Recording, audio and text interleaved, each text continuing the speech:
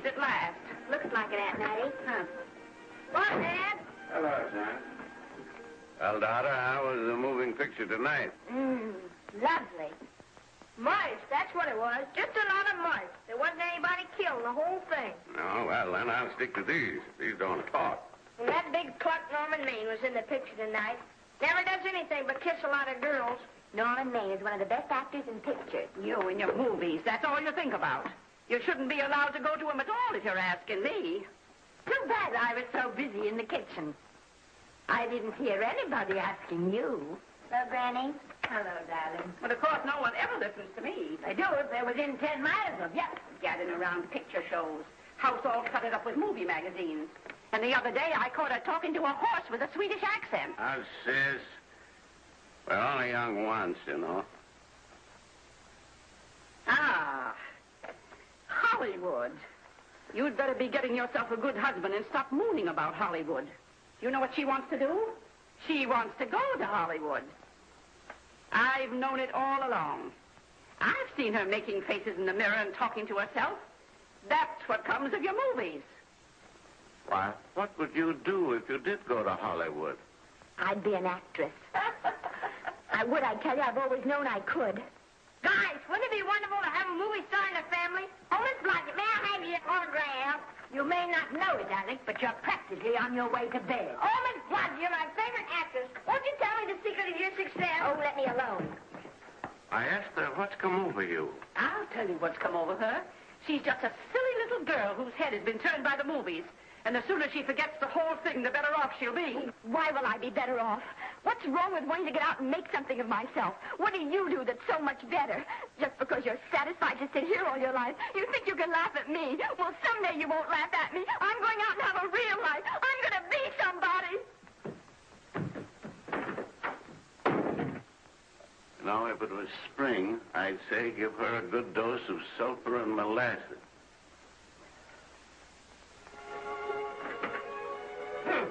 I thought I'd find ya. Oh, stop that. Now, stop crying. That isn't going to do you a bit good. Oh, I'm crying because Aunt Mattie and Alec make me so mad. Oh, Alec and Aunt Mattie. Fiddlesticks. They're not important. You're the only one that counts. Esther, everyone in this world who has ever dreamed about better things has been laughed at. Don't you know that? Oh, I suppose I do, But there's a difference between dreaming and doing.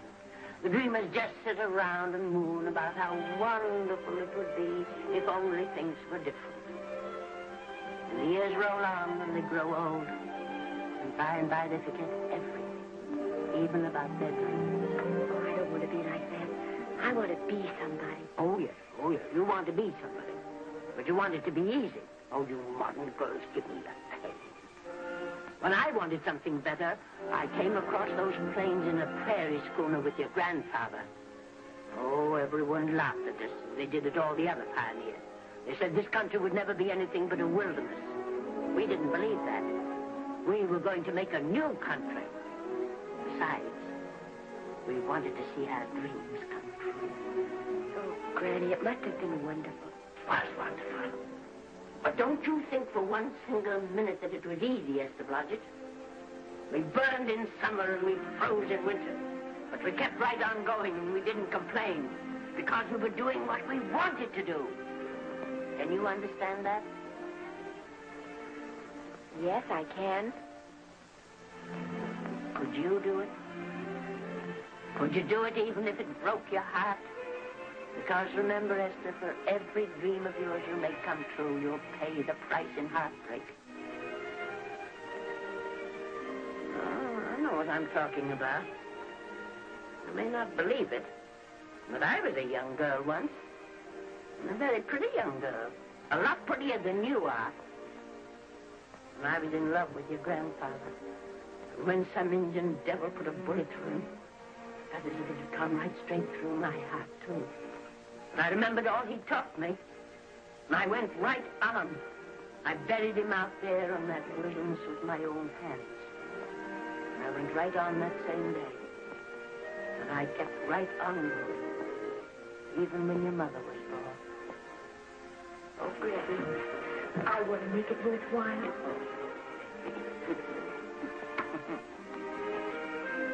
You know, Esther, there'll always be a wilderness to conquer. Maybe Hollywood's your wilderness now. From all I hear, it sounds like it. But if you've got one drop of my blood in your veins, you won't let Mattie or any of her kind break your heart. You'll go right out there and break it yourself. That's your right.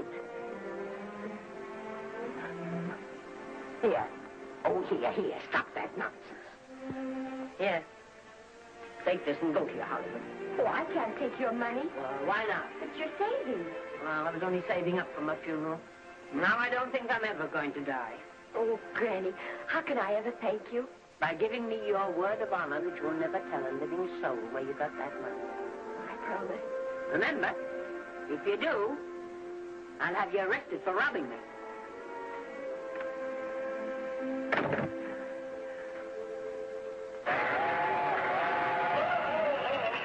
Here we are. I'll help you, Granny. Oh, I can make it, dear. Oh, thanks. Oh, I kissed Dad goodbye. Just a little kiss. He didn't even wake up. I bet you didn't try that on your Aunt Mattie. Oh, Aunt Mattie. Think of her face when you tell her. I am thinking about it. I've waited for that chance for 30 years. There she is, girl. Oh, thank you, cousin.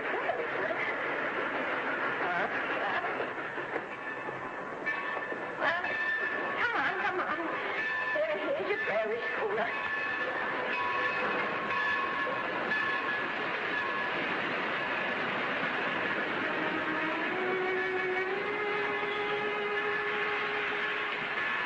All aboard. Go on. Goodbye, Granny. Goodbye. I'll be waiting for you in those movie pictures. Don't tell Mattie. You know, my eyes are not as good as they used to be, but my ears are all right.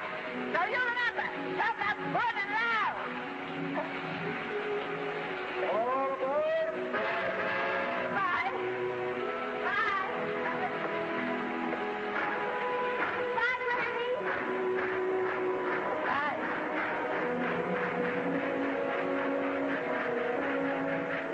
You want to go home now?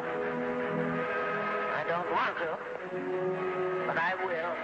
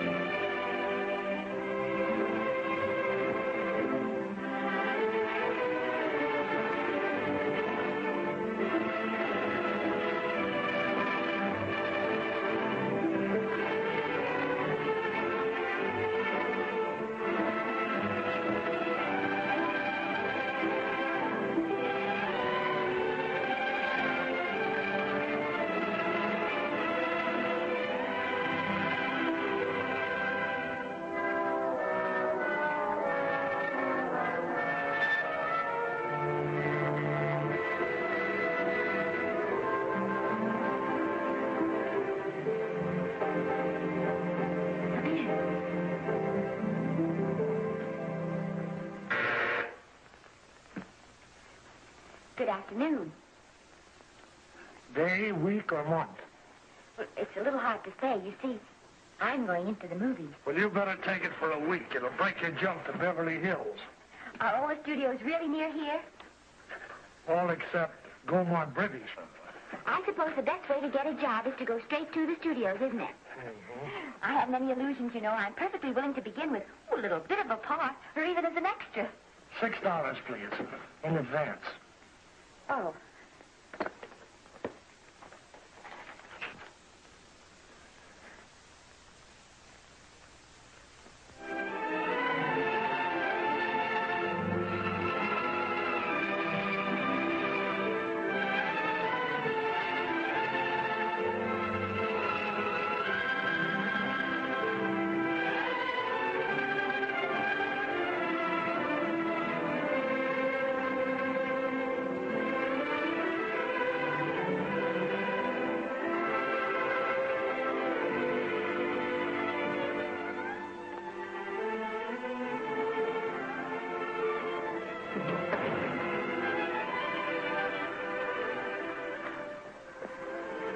I beg your pardon.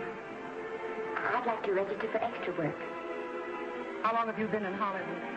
Well, it's about a month now. We haven't put anyone on our books for over 2 years. Come here. I'd like to show you something.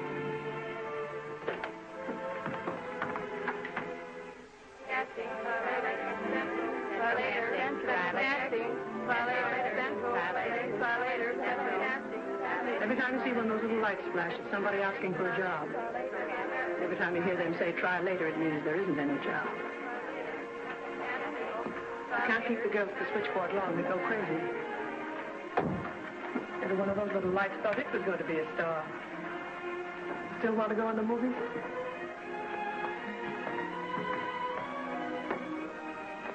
You know what your chances are? 1 in 100,000.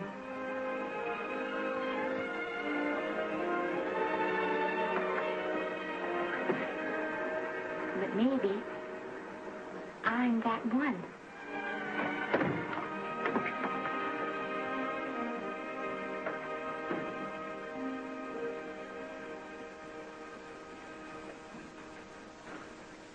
Any phone calls for me, Mr. Randall? Oh, no. Jesse Lasky and Sammy Goldwyn must be writing letters instead. How's the luck today? And there wasn't any. Maybe you don't go out in the right way. I take Danny McGuire here. He knows the ropes. Don't you, Danny? Sure, I've had him around my neck for years.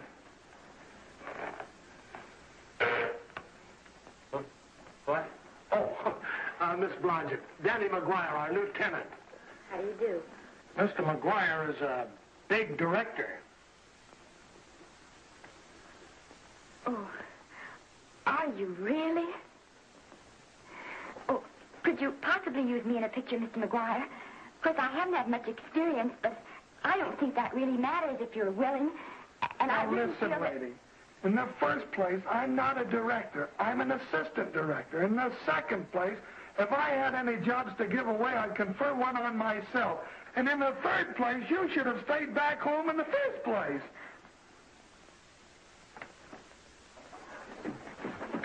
Oh, no, but you darn. Hey, wait a minute. Hey, don't be that way. Don't do that. Gosh, I didn't mean to get tough, but a guy thinks he's being kidded when somebody asks him for a job and he hasn't got one for himself. After all, I'm not a big enough shot to hurt your feelings.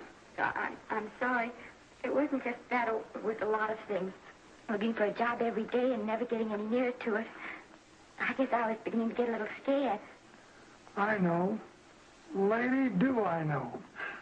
Well, there's only one thing to do for that feeling when you're tired and sunk and down to your last nickel. Come on and I'll buy you a drink. Well, it's not as bad as down to the last nickel. I've still got $11 left. $11? You're going to buy me a drink. Come on.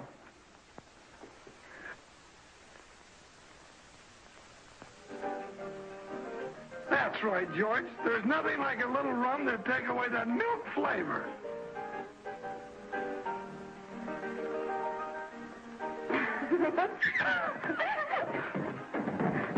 I beg your pardon. Certainly.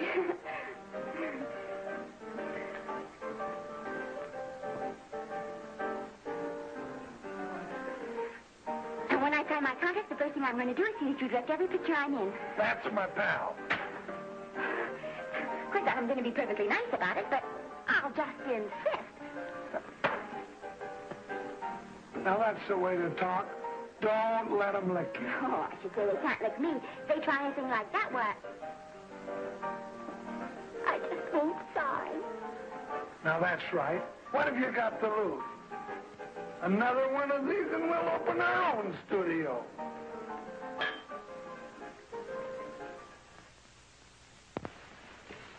Bill rendered $24.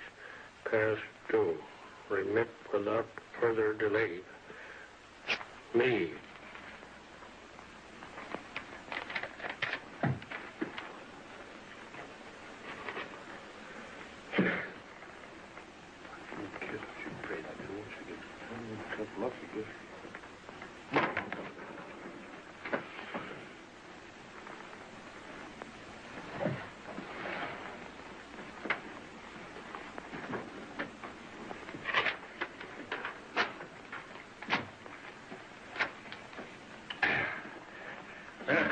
Fifth race. Try again.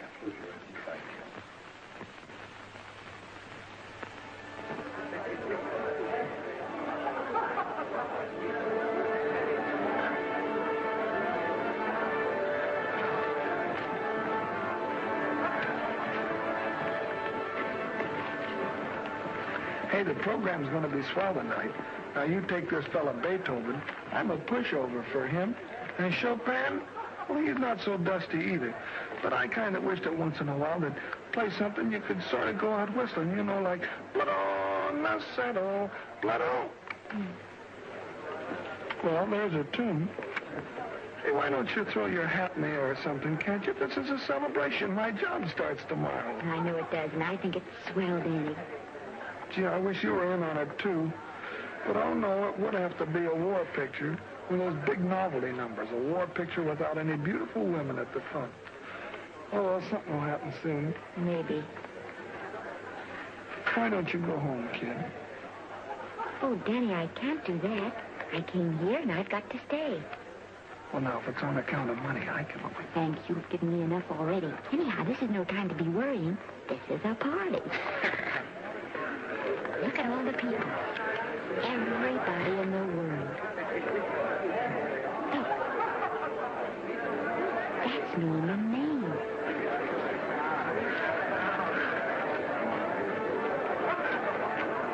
And he seems to have had that one extra cocktail.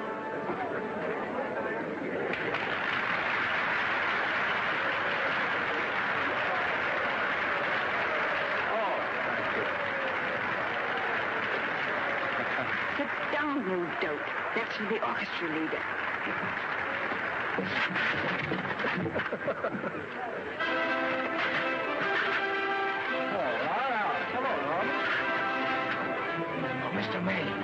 Mr. Maine, put your arm around Miss Regis. Arnold, this is a Hollywood bowl. Oh, afraid of crowds. Go on, get on. What's the matter? You getting too big to bother with photographers? Don't want any pictures taken now. Oh, is that so? Well, supposing I take it anyway. Well, shove that drop number 2 of yours down your throat. Thank you, Mr.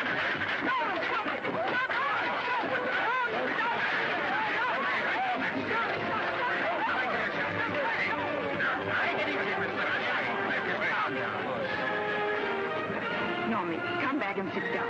Everybody's laughing at you.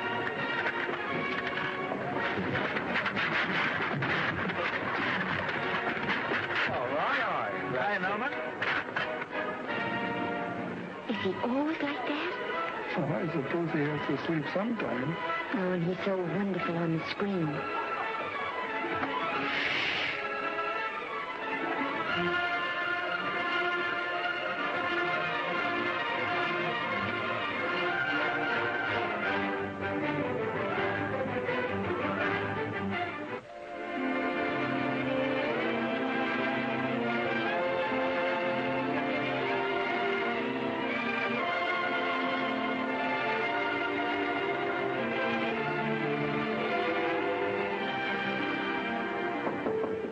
Come in. Hello, Danny. than that, I got a job for you. Daddy, that's wonderful. When do I go to the studio? Well, you don't exactly go to the studio. Oh, it's on location. Well, it's not exactly on location. But of course, I have some makeup. Will you tell me what to get and sort of help me put it on? Well, you don't exactly need any makeup. You see, it's not really a picture job. It's being a waitress. Oh. Well, it's kind of a picture job if you look at it right. You said it was a waitress. Well, it's waitressing for Casey Burke, the big director over at our studio. He's giving a party tonight to kind of celebrate on account of finishing the picture, and he wanted me to get him an extra waitress, and it's $5. And I thought of you right away, Esther. That was awfully sweet of you, Daddy. Well, there's going to be a lot of big people at Burke's house tonight, and I'll bet you there's any number of big directors, and if you're there, maybe they'll notice you. I could make them notice me. Sure you could, Esther. It's your chance. My chance. All right, Daddy, I'll do it. Oh, but I can't. I haven't got the right things to wear.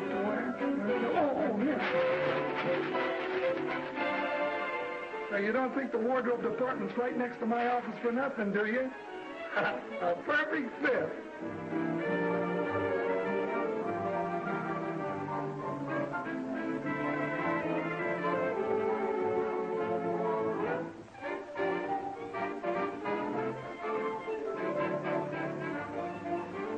Did you get to the preview last night? I did.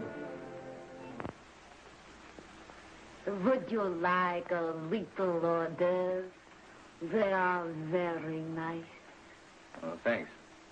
Well, what did you think of the picture? You should have saved it for Thanksgiving. What a turkey.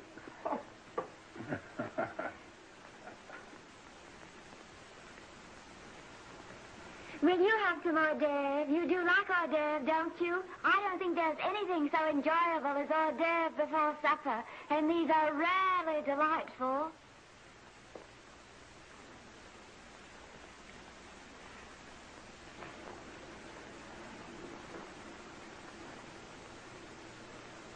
And at the finish, the kid turns around and sings a lullaby to its mother. Pardon the big boys, but would you like a little hors d'oeuvre? They say they're the best in town. Don't tell me. I know. Mae West. That's a great twist. But where are you going to find a 2-month-old baby that can sing? Hello, Oliver. Oh, hello, Casey. If you want to fire me now, wait till you see the picture. I'm not a director anymore. I'm a male nurse. What's the matter with the picture? A guy by the name of Norman Maine. His work is beginning to interfere with his drinking. Oliver, don't tell me I'm to direct his next picture, too. Mm-hmm. You were my favorite producer. Now, wait a minute. You just go right on with your directing. I'll take care of these stars. I know how to handle them. I had a serious talk with Norman after that Hollywood Bowl occurrence, and you don't have to worry any more about his behavior. Excuse me, Mr. Niles. Mr. Libby of your publicity department is on the telephone. He said it's most important, sir. It's about Mr. Maine. Thank you. Oh, it's probably just some little thing. Of course, Oliver. I'll turn on the radio and see if they've called out the National Guard yet. Hello, Libby. What's the good word? Mr. Norman Maine, America's Prince Charming, was apprehended driving an ambulance down Wilshire Boulevard with a siren going full blast. He explained he was a tree surgeon on a maternity case. Well, will it be in the papers? No, it won't be in the papers.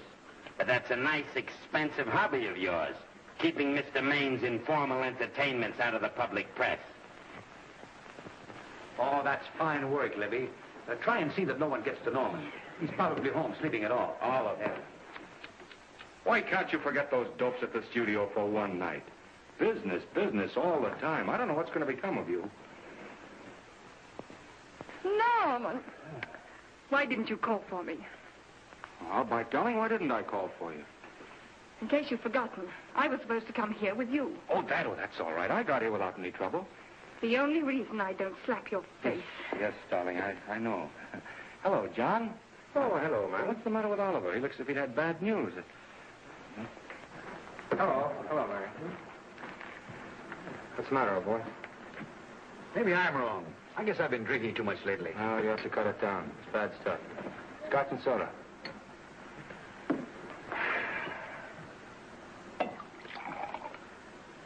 Come on. The word, you know, is pronounced when. Bad dialogue, Oliver. I'd rather not watch this. You know best. Soda. Thank you. Oh. Go ahead and say it. I've got it coming to you. Don't make it tougher on me, Norman. I don't want to stand here and preach, but take a look at my side of it. I'm trying to make pictures with you. I know. Costs are going up and the grosses are going down. No, it isn't that. I've made lots of money with you, and I can afford to take a loss. But I hate to see you going the way of so many others. Why don't you get Lloyd's to insure you against me? You can't get insurance against a man forgetting who he is. You're a great star, Norman, but there's nobody so big that he can afford to have people refuse to work with him. Who doesn't want to work with me? You... Quiet. Listen, I know plenty of people who do. Yes, and so do I. But your real friends can't stand seeing you start to fall apart. What do you mean by that? The first signs are always the same. Not being able to remember your lines. Cameraman struggling to cover your hangovers. And all because you have to have a good time. Every day and every night. Listen, I've warned you for a long time. Okay, Oliver, you're a swell guy. You won't lose any money on me. I promise you that. I'll be ready for the curtains when the time comes. When it does, here's my epitaph. And now I think I'll, have a little drink. Scotch and soda.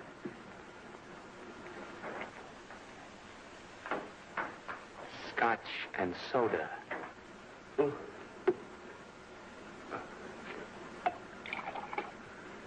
Come on.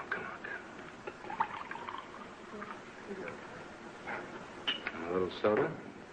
Caviar? No, thanks. Yes, pardon me. Ah, lovely. No, I mean the caviar. Mm-hmm. No, don't go away. I'm starving. Really. Which would you take? Well, I don't know. You know? I don't know either. It's hard to choose. I think I'll take caviar. Mr. Maine doesn't care for any more. Do you know me? No. No, Normie doesn't care for any more. I think I shall get very drunk indeed.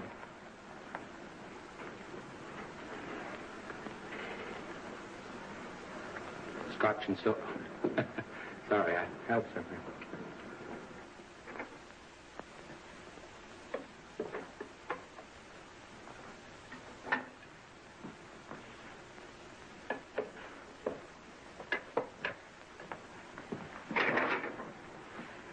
Oh.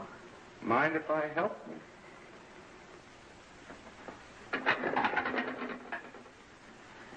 Won't they miss you? Oh, no. They'll just look under the table, and when they see I'm not there, they'll forget the whole matter.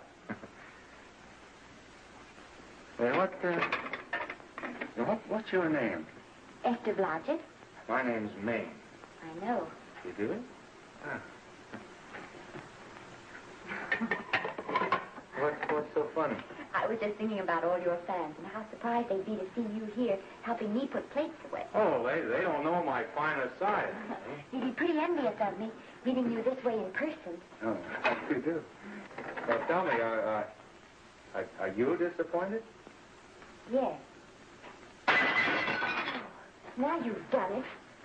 Oh, never mind that. That makes the room look lived in. Tell me, why are you disappointed? I was sitting behind you at the Hollywood Bowl the night you didn't want to be photographed. I'm told I crept into many a heart that night. Oh, I can never explain this.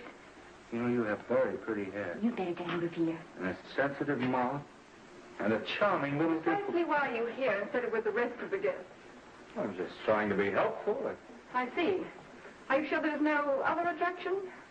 Well, it might be that my old mania for putting plates away is coming back on me.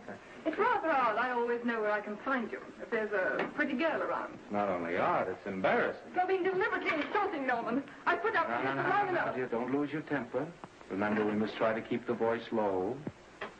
I know you'll excuse us if we go on with our work.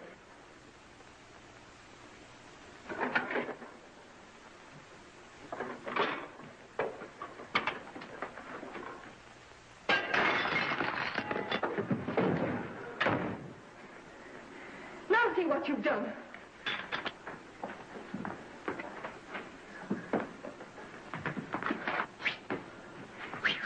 Come here. Help me up. Are you hurt? No more than usual. Come on, the wolves are on us. We got to get out of here. Oh, I can't. The dishes aren't finished. Oh, yes, they are.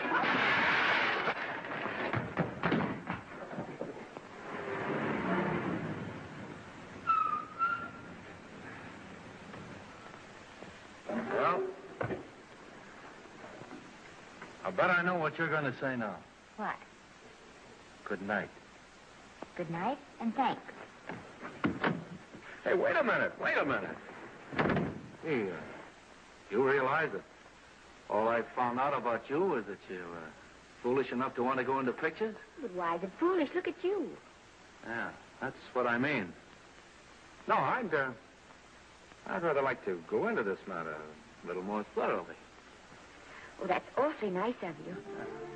Why don't we go on up to my place and talk it over? Oh, no. Thank you very much, but I really must say good night. Good night. But you're not angry. No. I'm hungry. Well, why don't you go and get something to eat? Good night, Miss Blodgett. Good night, Mr. Maine. Wait a minute. Peter, the least I can do is to see you to your door. Will I see you again? I hope so. Has anyone ever told you that you're lovely? Well, now you know. Thank you.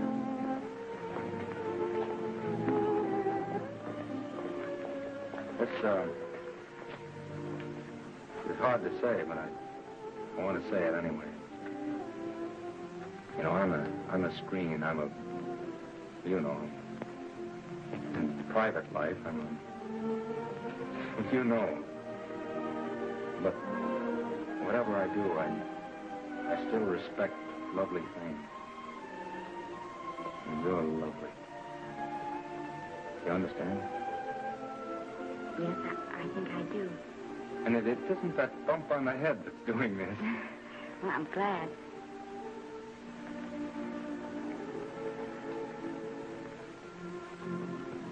Good night. Good night.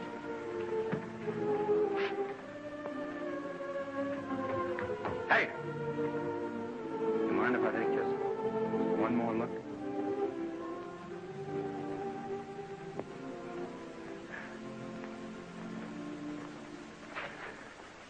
Go away. Quite impossible. I wouldn't even consider it. No.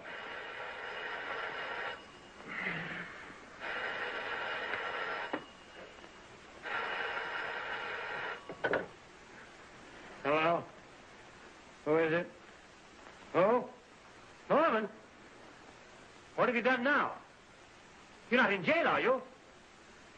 Oh. Yes, I see. Oh, it's that again. I see. She's beautiful. Yeah, I know. You want me to give her a screen test? Yeah, certainly. She's got wonderful possibilities. Oh, you know she's got something.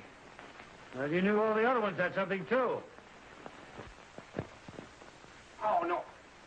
I tell you, Oliver, she's got that sincerity and honestness and sincerity and honestness that makes great actresses. Oliver, I am so sure of this girl that I want to take the test with her myself. Listen, Oliver, you've worked hard. You're entitled to a break. You get...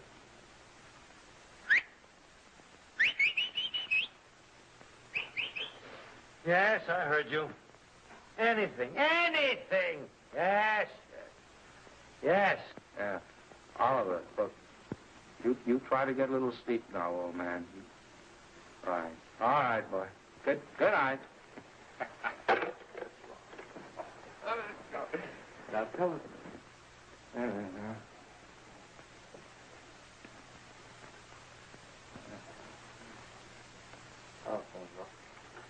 Telephone book. Oh, yeah. Telephone. Hey, Oliver, telephone book.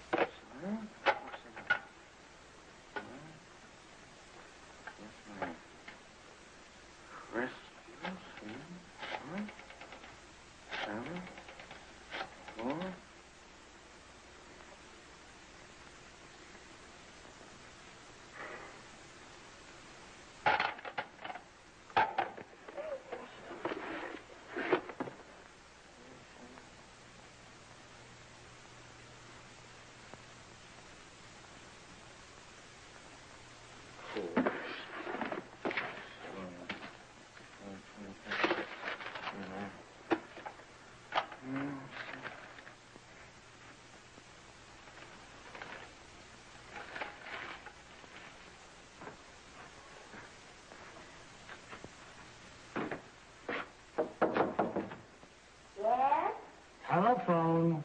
For me? Some drunk trying to be funny says he's Norman Maine. Oh, thanks, I'll be right down. And Miss Blodgett, would you give him a message for me? Tell him it's 3 o'clock in the morning!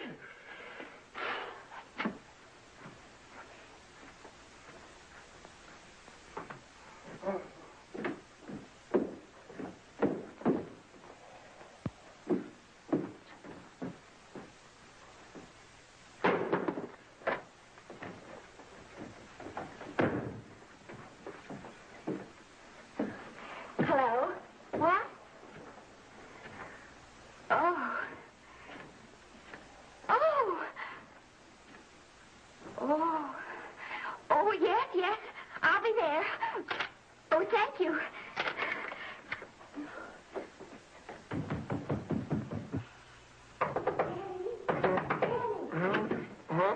Daddy, what do you think? I'm going to take a test tomorrow, and Norman Main's helping me do it. I'm taking one, too. Garble's assisting me.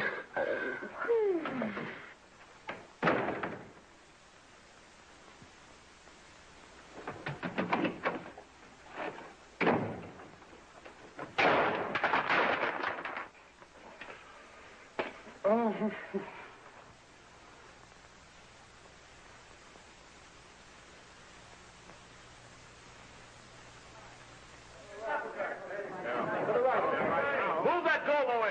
Well, you're still coming up north. No, the Yankee. Is this right too hot for you, Hanley? Okay, but cut down on your back leg. Put a double on that 90. Bring it down a little. That's it. Now, pull down on that 150. Get pulled down on that 150. Okay.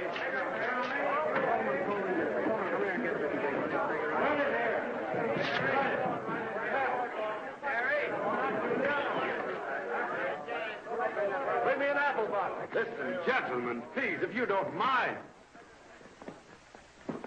This is just a test. Ready, Mr. Burke? All ready, Mr. Burke. Ready, Mr. Burke. Ready now, Mr. Burke. All ready, Mr. Burke. We're ready now, Mr. Burke. All ready, Mr. Burke? We're ready, Mr. Burke. All right, let's take it. Quiet! Quiet! Quiet! Quiet! Quiet!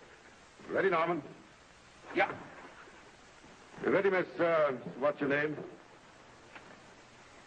You'll soon know your name, Esther. The whole world's going to know it. But I'm so scared. Maybe I better not try it today. Oh, come on. Now, don't be foolish. They all had to go through this. Harlow, Lombard, Myrna Loy, and now Esther Blodgett. All right. I'm ready. This is a take. Rolling. Quiet. Hey!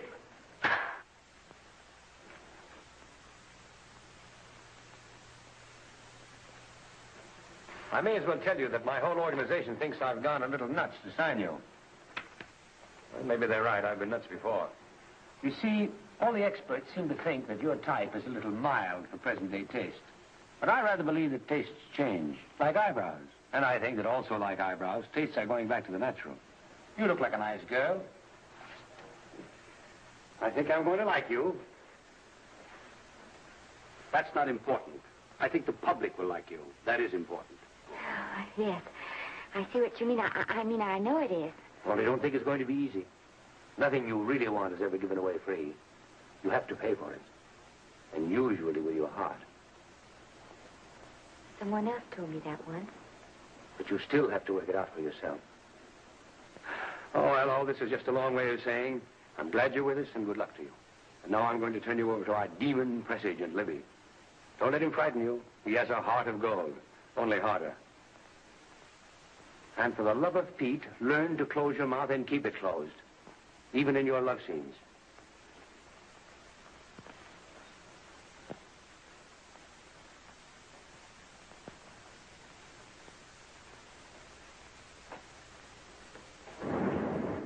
Are you a Russian? No, I was born in Fillmore, North Dakota. Oh, no. First saw light of day in a mountain cabin, a trapper's hut, high up in the Rockies. Go on. Well, I always wanted to be an actress. Dreamed of footlights as Lonely Kitty. Are you sure there's no Russian in your family? Positive. That's a shame. Well, what did your father do? He's a farmer. Social register-eyed father. Fed up with hypocrisies of 400, sought wilderness for consolation. There amidst the mountain flowers, he raised another blossom. His lovely little daughter. What's your name? Esther Victoria Blodgett.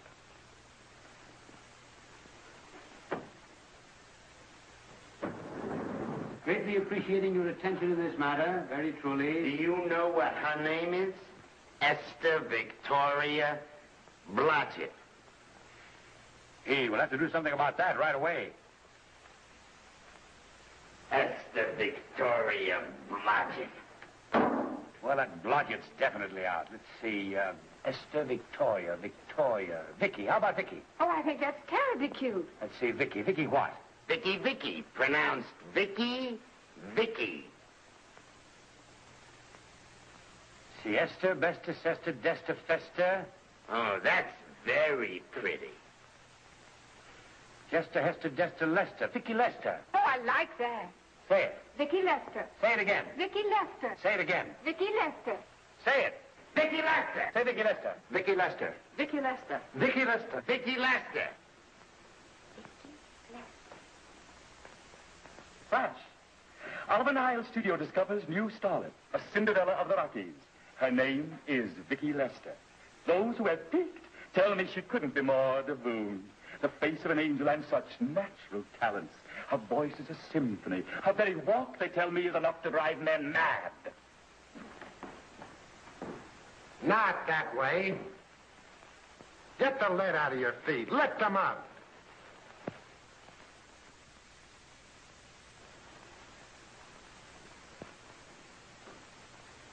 That's better. It's terrible, but it's better. The quality of mercy is not strained. It droppeth as the gentle rain from heaven. Peace. Through the mouth, my child, through the mouth. The nose is for smelling roses. Proceed. Does she have to look surprised all the time?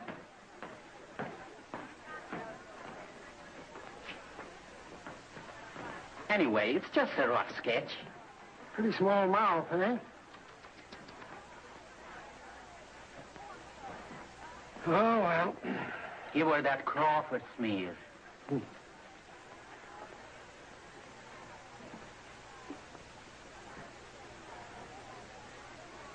This'll give her that Dietrich. Yeah.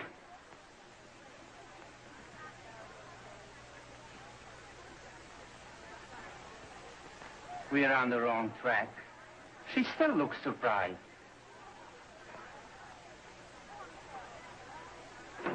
Listen, drunk people, we're shooting on the set this morning, not in the commissary. Now, come on, snap into it. Acme Trucking Company? No. Mr. Smith is not in.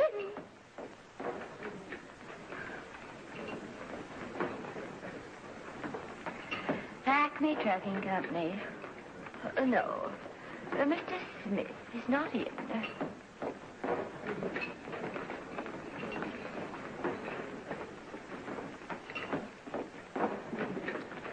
Good morning. What can I bring you, Mr. Maine? That just shows how long you've been here.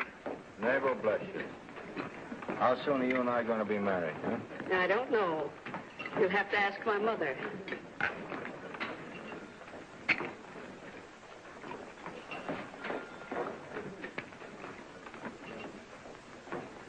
Acme Trucking Company? No, Mr. Smythe is not in. Acme Trucking Company? No, Mr. Smith is not in. Acme? No, Smith ain't in.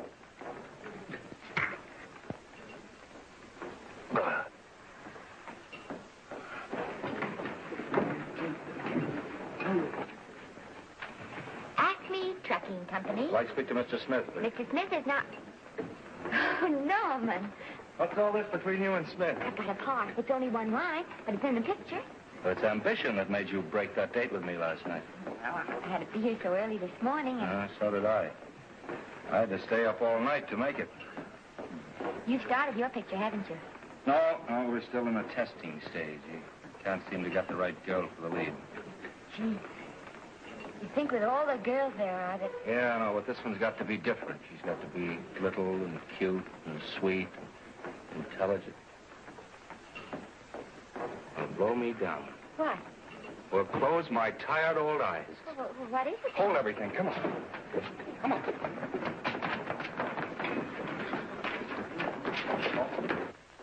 Well, you've been through the whole casting directory. I'll work day and night, Mr. Niles. And I'll work with her, Oliver. And I can be mean or nasty or anything you want, Mr. Niles.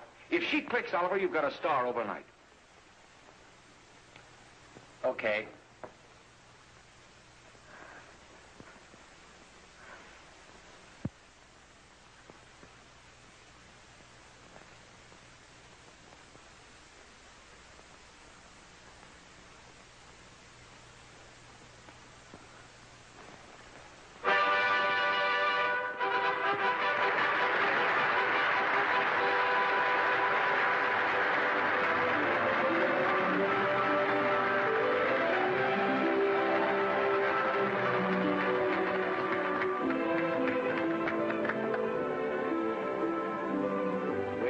At the end of the picture.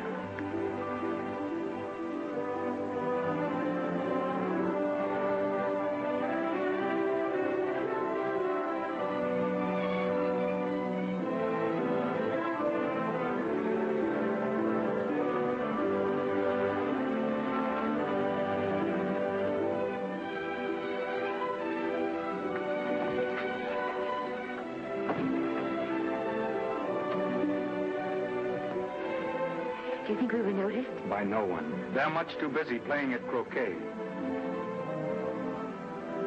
I've loved you all my life. But we only met 2 days ago. That's when my life began.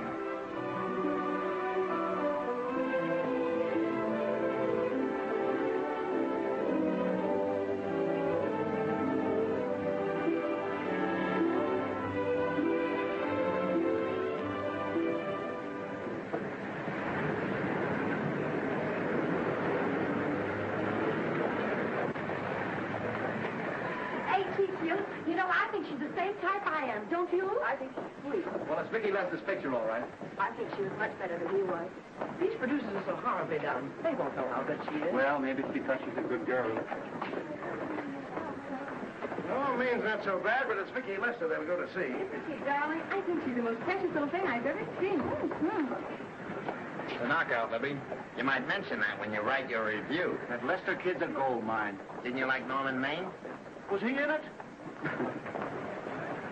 Libby, I'm afraid we have another hit. It's in the bag, neatly tied up with beautiful pink ribbons. Hey, where are Norman and Vicky? I don't know. I thought you had them. I wish they'd come. We're having a party at the Trocadero.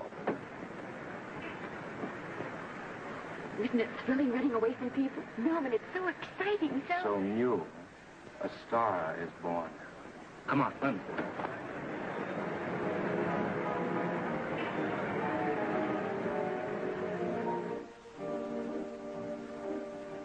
It's wonderful, isn't it? Crazy quilt. Well, it's a carpet spread for you.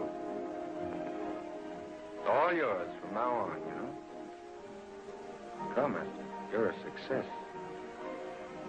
You have everything in the world you want. I hope it'll make you happy. Hasn't it you? Then there was one thing I never had. Lots of times I told myself I'd found it, but I always knew I was lying. Still, I never stopped looking for it. Maybe it'll come. Well, I think it has come, Esther. I only wish it went too late. Oh, but it's not too late. No, you can't throw away your life the way I've thrown away mine and have anything left that's good enough. No. You can. Norman, you can. You mustn't tell me that, Esther. I'm so afraid that I'll believe it.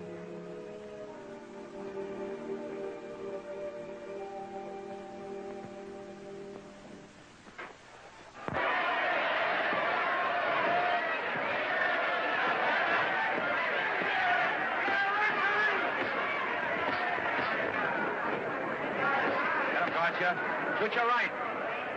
Swell, isn't it? Lovely. What spot you get it? Did you hear me, gotcha? Shoot your right.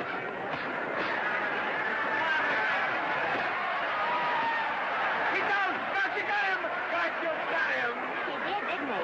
Yeah, but hit me up, though. You like it? Sure I did. You like me? Sure I did. That reminds me. Will you marry me? No, thank you. Come on, gotcha, finish him. Why won't you marry me? Wasn't that dependable? Hey, shoot your right. Throw away your money? Break him up in there. Break him up. Drink so much. Oh, suppose I quit drinking. Yes? Come on, gotcha, shoot the right in there, the right. Suppose I save my money. Yes? There he goes. Let him have it. Suppose I became absolutely dependable on all occasions. Yes?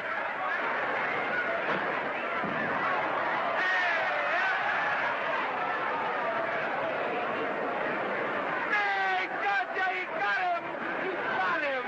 He certainly did.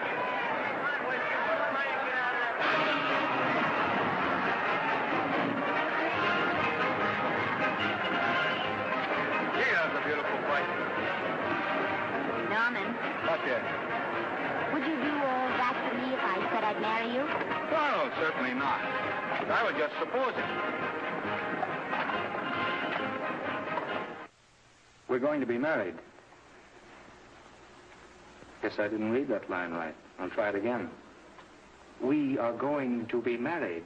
Both of us. Yeah, to each other. What do you think of that? Well, when? Where? Well, we thought we'd elope in the conventional manner. What's the matter? Trying to decide whether it's good for the studio. Is it?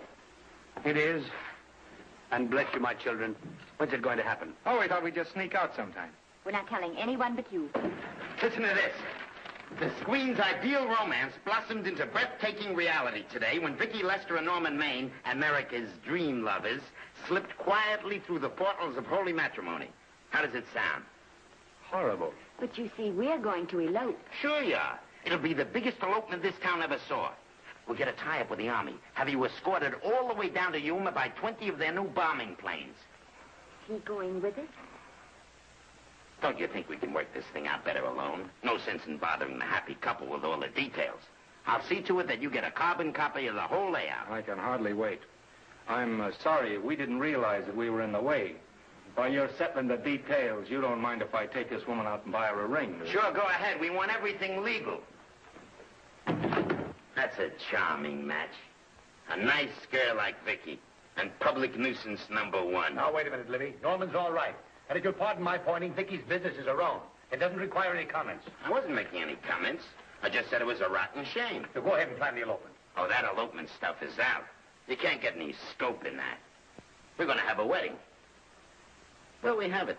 Customary place, I believe, is a church. Nah, it's been done. This has got to be something big. The beach. I can visualize it. The bridesmaids in bathing suits. 20,000 Santa Monica school children spelling out the word love. It's a novelty, but is it big enough? Why not the city hall? A police escort of every motorcycle cop in town. Sirens screaming, confetti pouring out of buildings like the Lindbergh reception in New York, only on a big scale. What's the matter? Isn't it big enough? And now if any man can show just cause why these two may not be lawfully joined together, let him now speak or else hereafter forever hold his peace.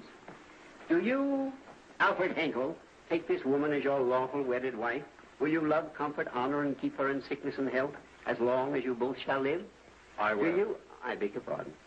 Do you, Esther Blodgett, take this man as your lawful wedded husband? Will you obey, serve, love, honor, and keep him in sickness and health as long as you both shall live? I will. Place the ring on her finger. Hurry, please.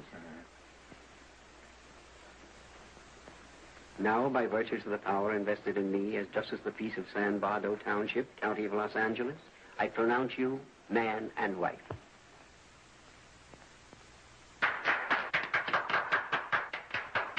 Quiet! And now I must exercise my prerogative of office. I hope you'll be very happy, Mrs. Hinkle. Thank you. Thank you, sir. Oh, Thank you Danny. very much. Now, if you'll please sign the license. Oh, yeah. You know, Mrs. Hinkle, I can't help but believe I've seen you somewhere before. Oh, really? Well, I believe this is the first time I've ever been in San Bardo. You know, your face is familiar, too, Really? Mr. Hinkle. There you are, sir. Thank you very much. Oh, Here's thank your you, receipt. sir. Thank you. Goodbye. Goodbye. See you again. Yes, goodbye. No, I don't. Something else. See. No. Yeah, I think you got by with it. But it was close. That JP was just beginning to remember where he'd seen it. Well, anyway, we got away from Libby. Hello, Toots. If you will be kind enough to glance between my shoulder blades, Mr. and Mrs. Henkel, you will find there a knife buried to the hilt. On the handle are your initials. Lovely to have seen you, Libby. Wait. Hold him, Danny.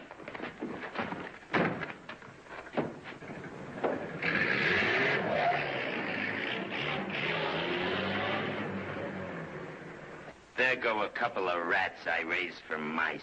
Well, they got a right to get married, haven't they? I haven't got any right to double-cross the public, and I haven't done it yet. Hey! People versus Porky Washington. We're charged with violating Section 600. Young man, you're in contempt of court. Operator, get me the Los Angeles Tribune. I've a good mind to put you under arrest. Wait till I make the score. You wait, too. Tribune, give me the city desk. Johnny, this is Matt Libby. I got a flash for you. Norman Maine and Vicky Lester were married at 2:30 this afternoon. Vicky Lester? Court recess.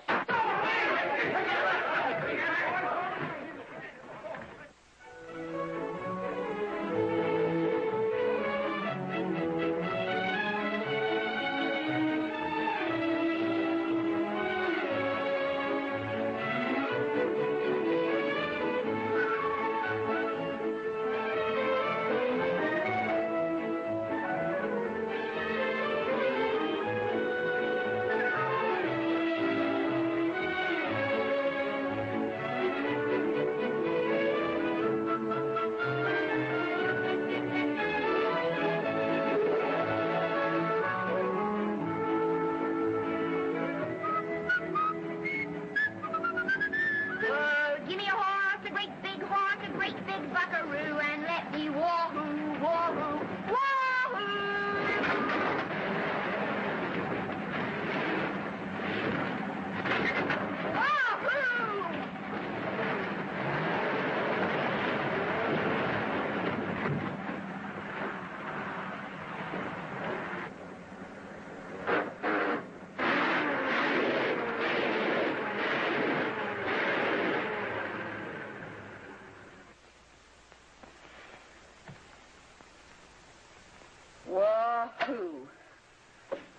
Wahoo.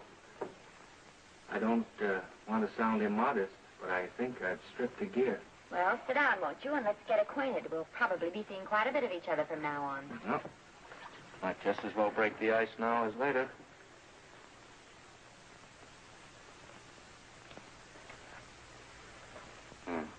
Now we're old friends. Hey, have I got time for a shower before dinner? Plenty, if you can find a shower. I never can remember where that thing is. Does it pull out or slide under? Here, I think I can find it. Nope, it's the linen closet. Here it is. Nice work. Oh, half the time those things are just luck. I'll see if I can disinfect this steak.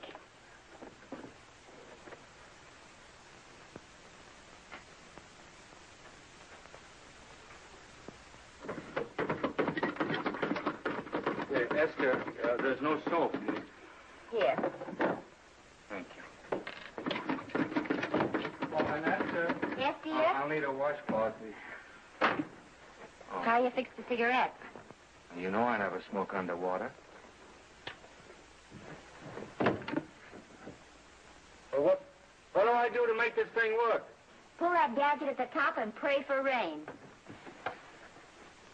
Well, I can't reach it. I can't get my hands up. If you've gone in there with your arms down, you'll never get your bath. Unless you're a contortionist. Yeah, well, I'm not a contortionist, and don't throw that up to me now. You knew it when you married me. Will you close this door, please?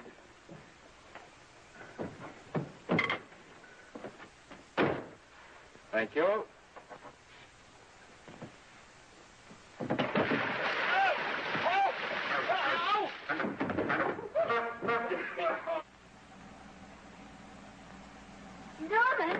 Norman, here comes the car. You got it.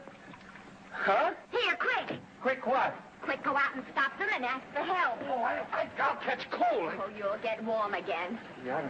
Don't you? They'll recognize me. Now, you keep your face down. Go on. There may not be another car for a week. All right. Howdy, partner. Howdy. Stuck? Yeah, how'd you guess it? Can you get us some help? Well, I reckon not. You know, it's a long way to town. We're pretty busy down at the place. Well, I got to get out of here. I've got my wife with me. Did she like the country? No, and then we're short of food. There's a lot of game in them woods. You know, well, my wife can't shoot. Well, you're sure up against it. Sorry I can't do anything for you. Well, wait, listen, I'll be frank with you. I'm Norman Maine. Who? Norman Maine. Well, my name's Judd Baker. Glad to have met you. Well, so long. Hey, wait a minute. Listen, you don't... So you're Norman Maine.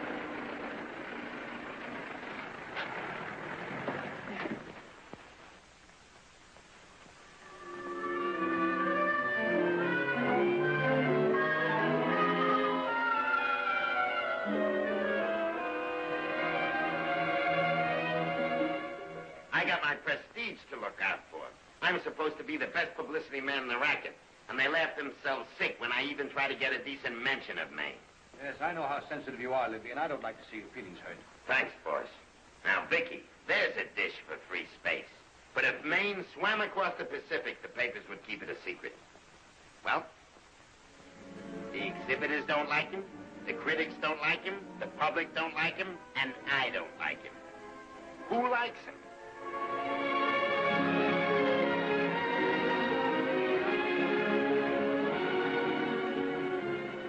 Oh, but, darling, this is almost too much of a surprise. And there I was in my touching innocence, thinking we were going to live at the beach house. Oh, we'll still keep the place at Malibu. But this is special. This is our castle. It used to be in the air, you know? Well, we'll never use any ugly words like contracts and pictures and careers.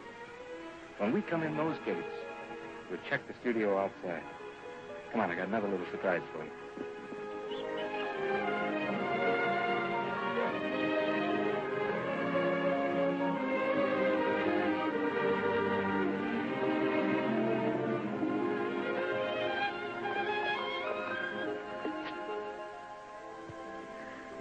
Norman, it's lovely. So are you lovely. The whole world lovely. Hey, hold it!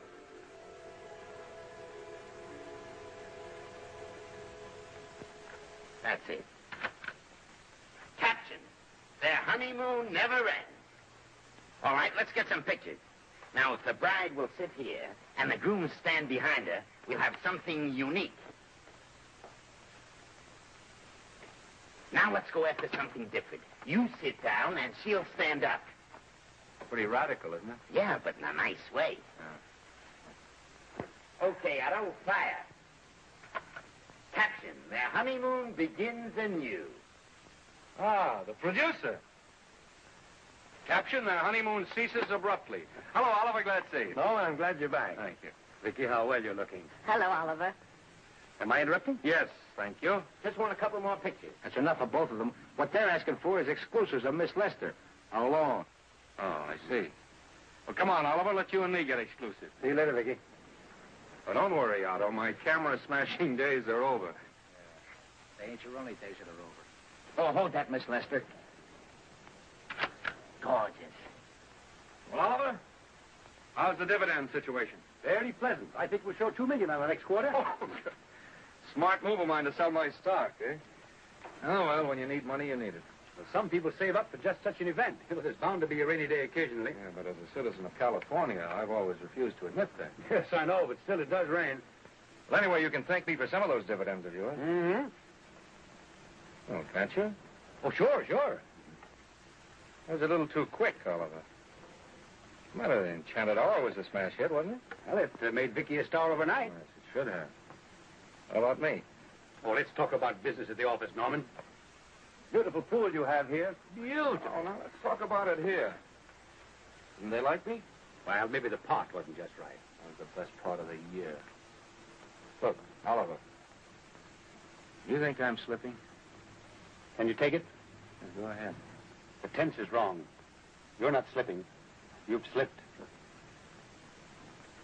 My fan mail's still big.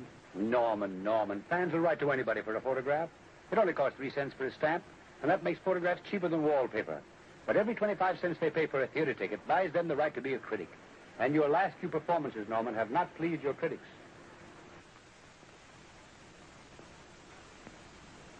You remember I told you I'd be ready for the curtains when the time came? Here it is. Let's call off the contract, no hard feelings. We're not quitting, either of us. There's no explaining these things. We've all seen how the public turns. Maybe we can turn them back. I've got a swell script lined up for you. About Esther. Do you think that I'm going to get in her way? Well, as a matter of fact, as it happens, there's no part in this story for her. I'd more or less planned to star her in a picture of her own, with that young Pemberton opposite her. He's coming along nicely. Good for young Pemberton. All right, Oliver. We'll make a try at it. Let's hope it's not too late.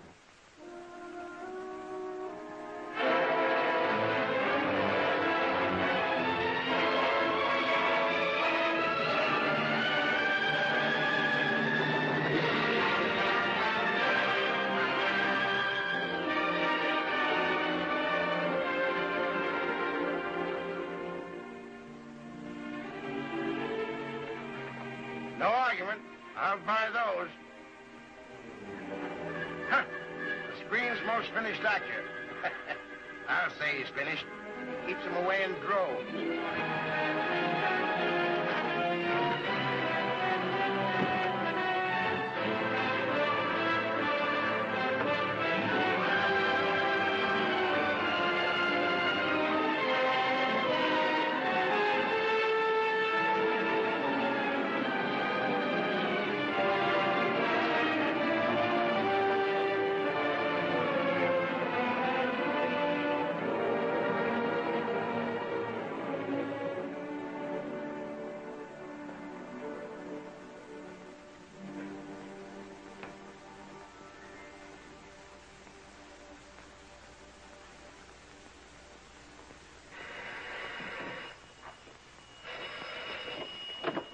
Hello?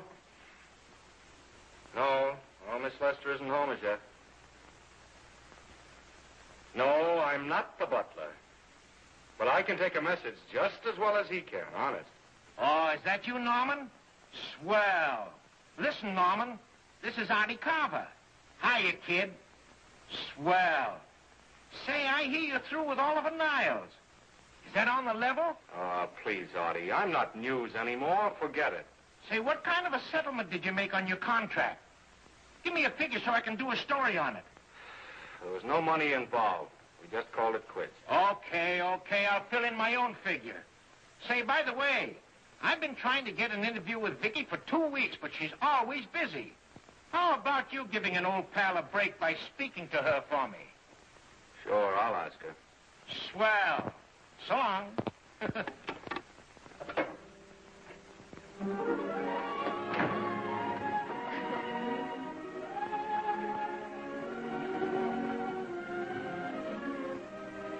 I didn't mean to be late, darling, but Casey wanted... All right. You're here now. What's new today? Nothing. Hadn't been out of the house. Let's go somewhere tonight. No, you're tired. We'll stay in. I'm not tired, really. Oh, yes, you are. You've got a hard day ahead of you. Anyway, I see so little of you, I'd like to have you to myself. Oh, but it's the servants' night out. We haven't any. Yes, we have. I fixed a little snack with my own lily white hands. I'm learning to cook in my spare time. Then I think I'll marry you. I get it. You want to make an honest cook of me. Comes in on wheels in this joint.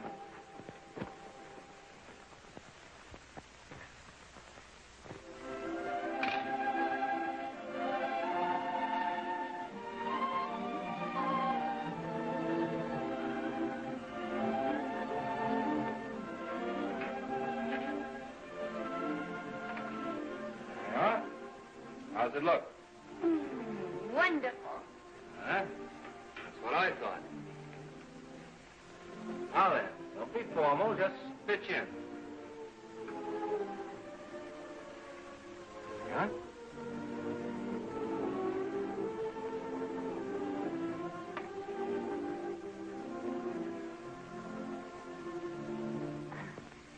I'm afraid my mouth's not quite big enough.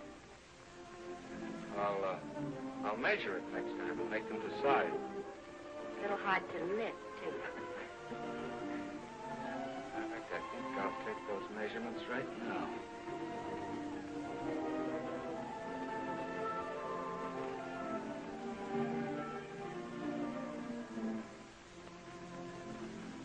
That's what I wait for. All day. That's why I rush home without even changing my costume.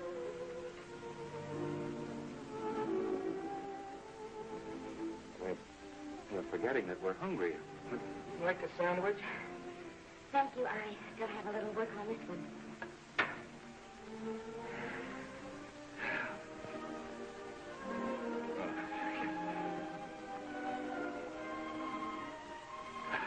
Norman, will you unhook my dress? I can't breathe.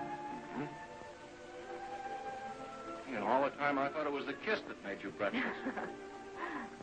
Not a hook. Hmm? Why don't you have a zipper?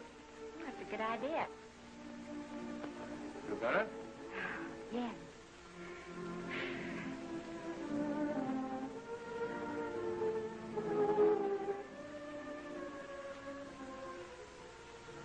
Don't look now, but I think that guy on your left is in love with you.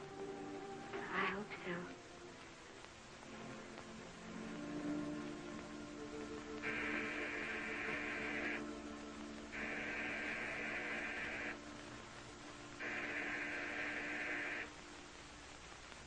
The doorbell. Is it? Maybe they'll go away. No, I never do at a time like this. Here. Just a minute, dear. I'll be right back.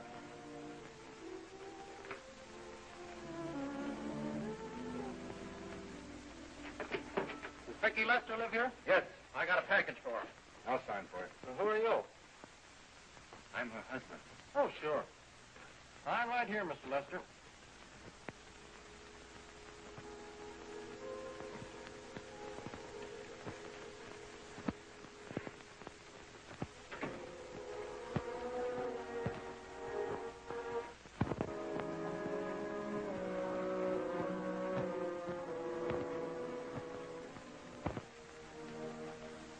package for you. Oh, by the way, I forgot to tell you, they want you for a benefit at the Shrine Auditorium next Wednesday night. I told them I'd ask you. And, Oh, darling, I don't want to hear about that now. Well, you better wait till I finish before I forget them all. The Academy dinner secretary phoned. She wants to know if you want a table reserved for you. Oh, yes, Artie Carver called and asked if I'd use my influence with you to get him an interview. I told him I'd try. That was all, I think. Oh, Norman, let's don't talk about those things now. We're forgetting the wonderful food you prepared. Oh, I'm not very hungry now. I think I'll fix me a little drink. No.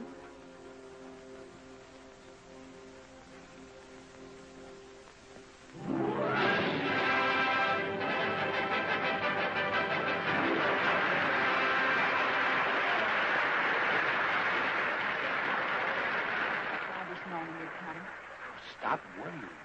And think how nice that statuette's going to look on your mantelpiece. Do you suppose anything's happened to him? But of course not. He's just been held up in traffic. You think about that statuette. And now we arrive at the climax of the annual dinner of the Academy of Motion Picture Arts and Science. The highest award within our power to bestow. We have already applauded with our hearts as well as our hands, while awards have been given those gentlemen who during the past year have rendered distinguished service to the motion picture industry. We now pay honor to the lady, or rather to one lady. We offer to her the Academy Award for the finest performance of the past year. She has already had the world's acclaim, but this is the tribute of her fellow workers, the men and women of this industry. It is not only my pleasure, but my privilege to present this award to the actress who created the unforgettable Anna in Dream Without End, Miss Vicki Lester.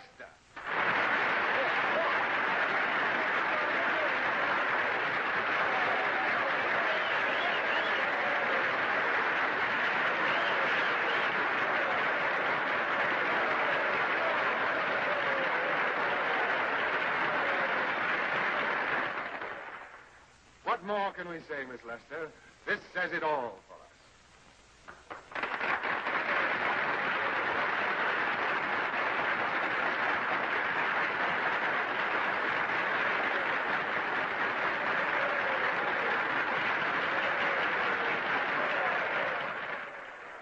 Ladies and gentlemen, when something like this happens to you, and you try to tell how you feel about it, you find that out of all the words in the world, there are only two that really mean anything. Thank you. All I can do is to say them to you from my heart. All I can do is to keep on saying them. Hey, that's fine. That's a very pretty speech, my dear. Very pretty. You said the right thing. I want to be the very first one to congratulate you on that valuable little piece of bric-a-brac. Now I want to make a speech. Gentlemen of the Academy and fellow suckers, I got one of those once for a best performance. They don't mean a thing. People get them every year. What I want's a special award, something nobody else can get. I want a statue for the worst performance of the year. In fact, I want 3 statues for the 3 worst performances of the year, because I've earned them. And every single one of you that saw those last masterpieces of mine knows that I've earned them. Libby, start the music. What I'm here to find out is, do I get them or do I get them? Now answer yes or no.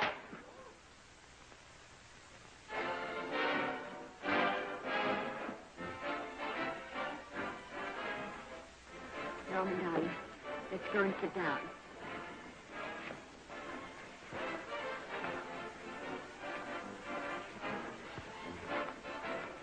Come on, Norman, sit to that. That's for you, Norman.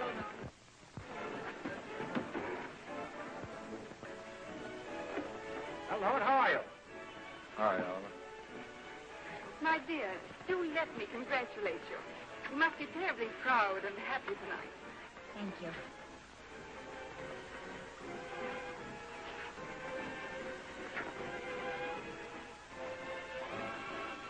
give me a drink.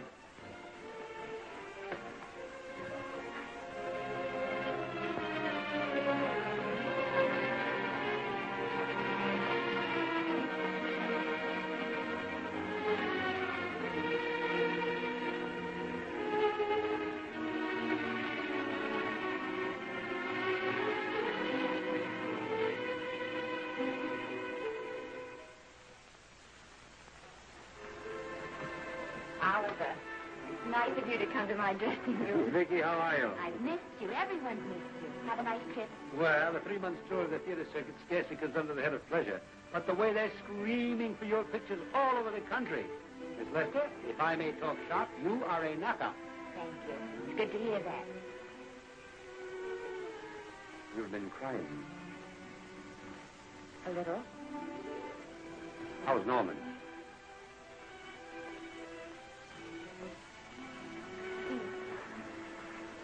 Well, he's trying awfully hard, Oliver. Letting Norman leave this studio was the hardest thing I ever did. There was nothing else I could do. I know. Has he been... Is he all right? He's gone to a sanitarium. He really wants to stop drinking. And I think he could only... Well, perhaps if he could start working again, it would be some encouragement. Oliver, could you do that? Oh, thank you. But he mustn't ever know I told you. He won't know, and you mustn't worry. I want you to keep up your good work in this picture. I'll try, Oliver. That's the one thing I can do for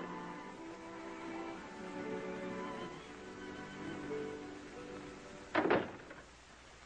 If you'll just sit here, Mr. Niles, I'll have Mr. Maine brought down. Thank you.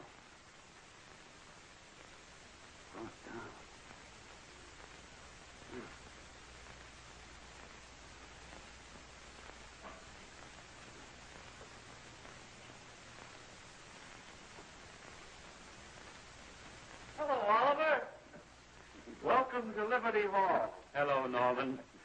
Well, no, Mr. Niles isn't slipping me a case of scotch, Cuddles. This is just a handshake. This is Cuddles, Oliver, my social secretary. We go everywhere together. How are you feeling, Norman? Fine. Getting along remarkably well, Cuddles tells me. He says you ought to see some of the boys. Let's sit down. Yeah. Cuddles, we really don't need you. Touching, isn't it? Can't bear to have me out of his sight. Are you comfortable here, Norman? Comfortable. It's positively luxurious. They even have iron bars in the windows to keep out the draft. How much longer are you going to be here? Oh, well, I'm really cured now. I'm just staying on for an extra week or two to get in good shape, you know. After all, there's no particular hurry to return to the cameras. That's what I wanted to talk to you about. I've got a script with a fine part for you in it. Yeah, Oliver, that's great. That's great. Who plays opposite me? Well, it is not exactly the lead. Young Pemberton's doing that. But I tell you frankly, I consider your part better than the lead. Oh, I see. It's better than the lead. Well, of course, it isn't terribly long. But it's one of those parts that makes an impression on you. They'll be thinking about you all through the picture. Mm-hmm. Well, the thing is, Oliver, I'm pretty well set at another studio. I'm not at liberty at the moment to tell you which one. You know yourself how those things are. Of course. But it's a big picture. It's one of the biggest of the year. And the part. Every actor in Hollywood would give his teeth to play. Well, that's fine, Norman. Naturally, that will tie you up for a while. But we won't get to this picture for some time. And perhaps, if you want to consider it for later on, well, I'll tell you, Oliver, you'd better not count on it. See, I've got several pictures lined up after this one, and they're talking to me about England. You know, they're doing some very interesting things over there, you know? Mm-hmm. Hey. What is it, Cuddles? Speak right out. We all love you. Your dinner. Oh, here we dine at 5:30 here. It makes the nights longer. Well, goodbye, Norman. I'm glad to see you getting along so well. Be out in no time. I'll have to introduce myself all over to a lot of people. They won't know me when I'm not drinking. Come Goodbye. Goodbye, Norman. Thanks for dropping in. Well, Cuddles? Alone at last, eh?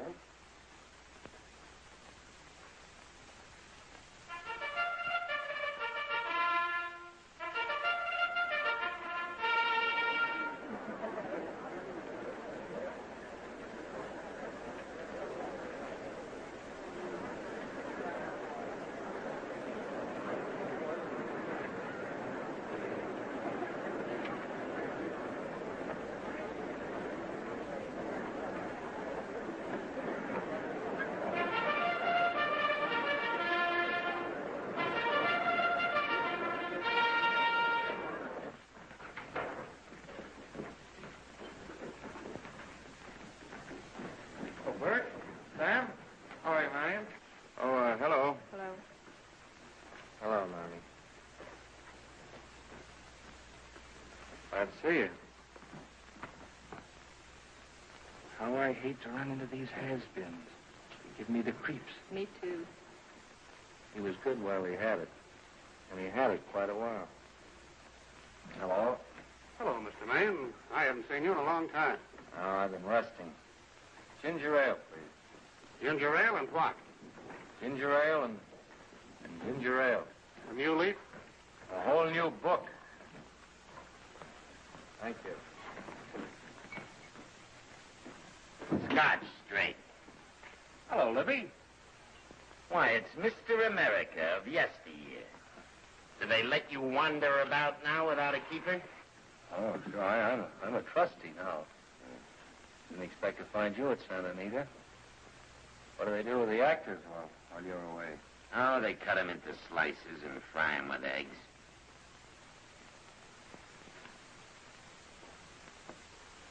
I suppose you'll be here all the time, now that you've retired from the hurly-burly of the silver screen. Well, we're living down in Malibu now and pretty lonesome with Esther away working all day. Well, I wouldn't squawk about that if I were you.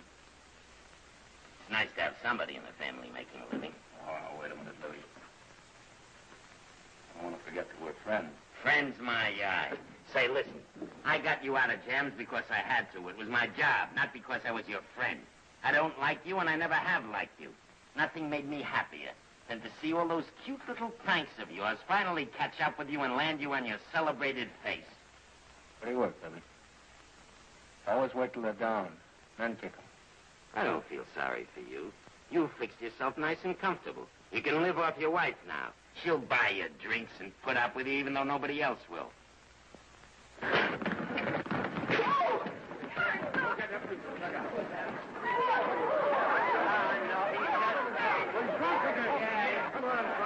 a minute. Come on outside for you wise guys. I'm Norman Maine. Oh, that's not my fault. Oh, don't bother to toss him out. He's harmless. All right, Mr. Libby, if you say so. Sure, let him go. What can he do? He can't fight any better than he can act. Norman Maine. Oh, he's drunk again. Why, he's been drunk for years.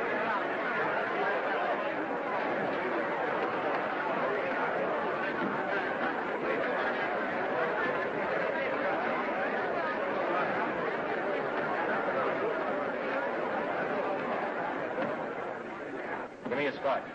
Double. Leave the bottle here.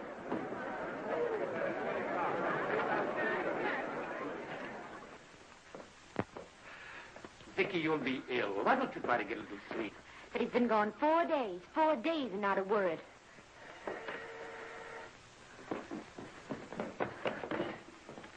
Oliver, I can't. I just can't. Hello? No, this is Oliver Niles speaking. What? Where? Thank you. What is it? Nothing. Oliver, tell me.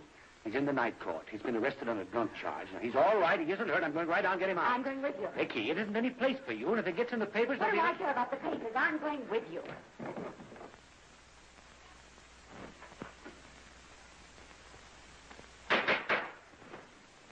Division 30, Municipal Court, County Los Angeles, now in session. The Honorable Judge J. Barris presiding. Be seated, please. Were you able to do anything? Judge wouldn't even see me. Ready, Your Honor.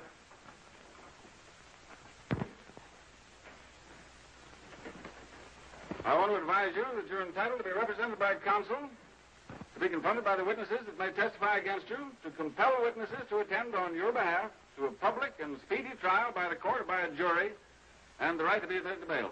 Call the first five. Gregory, Hale, Haynes, Rodriguez, Johnson. Come on, boys, get it. Go ahead. Move along. William Gregory. Lane drunk, picked up at 5th in town. Asleep in the gutter. 14 similar offenses in the past 6 months. Still at it, Gregory. How do you plead? I don't feel so I didn't ask you how you feel. I asked you how you plead. guilty, I guess. When did you get out the last time? Just before Christmas. Well, I'm sorry you left on this New Year's. You'll be out in time for Washington's birthday, 60 days. Milton Rails. Plain drunk, picked up on Brooklyn Avenue, given treatment at receiving hospital, then removed to jail. How old are you, Rails? 17, sir. Did you take a good look at those men in the cell with you last night? Yes, sir. And have you taken a good look at yourself this morning? No, sir. Well, I suggest that you do. $5 or 2 days. Sentence suspended. Oh, Judge. Alfred Henkel, more commonly known as Norman Maine. Drunk and disorderly. Cracked car into tree at Sunset and Coronado. Evidently been drinking for days. Resisted arrest and injured one of the arresting officers. How do you plead? Guilty. You're Norman Maine, the actor, aren't you? You've come pretty low, haven't you? There isn't a man here who's had the advantages you've had. Look what you've done with them. You're nothing but an irresponsible drunk, driving about the streets with the power to inflict death or injury on innocent people. I think we'd better deny you that power for a while. 90 days in the city jail. Please wait.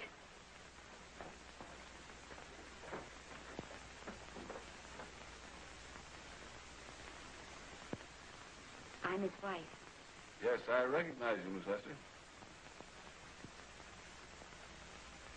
Please, Judge. I promise you this won't happen again. I'll be responsible for him. If you just won't send him there. You realize that this man, when drunk, is obviously a menace to public safety? And you realize, too, Miss Lester, the responsibility you'll be assuming to this court and to the Commonwealth? I do. Sentence suspended. Prisoner remanded to custody of wife. Thank you. You can get him at the jail entrance, madam. Jose Rodriguez. Lane drunk, picked up at 1st and Main. Second offense. How do you plead? I think I'm guilty, Your Honor. 60 days.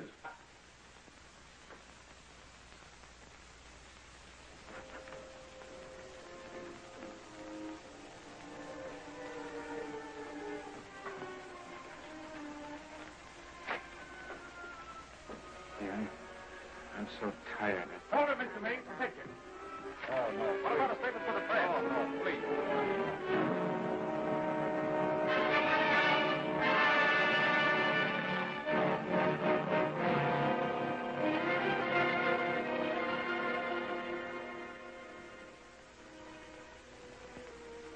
He's been asleep. Innocently all day. The best thing for him. Awful to see this happen to someone you love. And know in your heart that it can't get any better. I only know that all I can do now is to stay with him and try to help him. So will I. And between us, we'll take care of him. You're very fond of him, aren't you, Oliver? I'm very fond of both. Then I know you'll understand what I have to tell you. And after what happened last night, I think you already know what it is. I can't do any more pictures. I'm going away for good with Norman. You can't do that, Rico. You're at the very peak of your success. And you've worked so hard to achieve it. That's what's been worrying me. And I've thought it all out.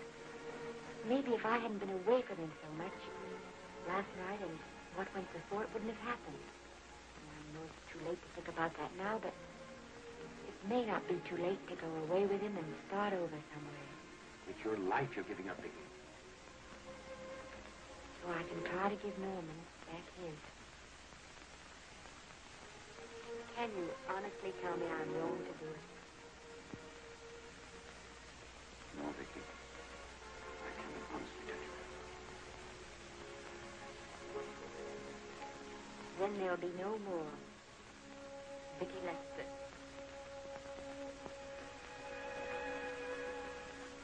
Come on, open the door.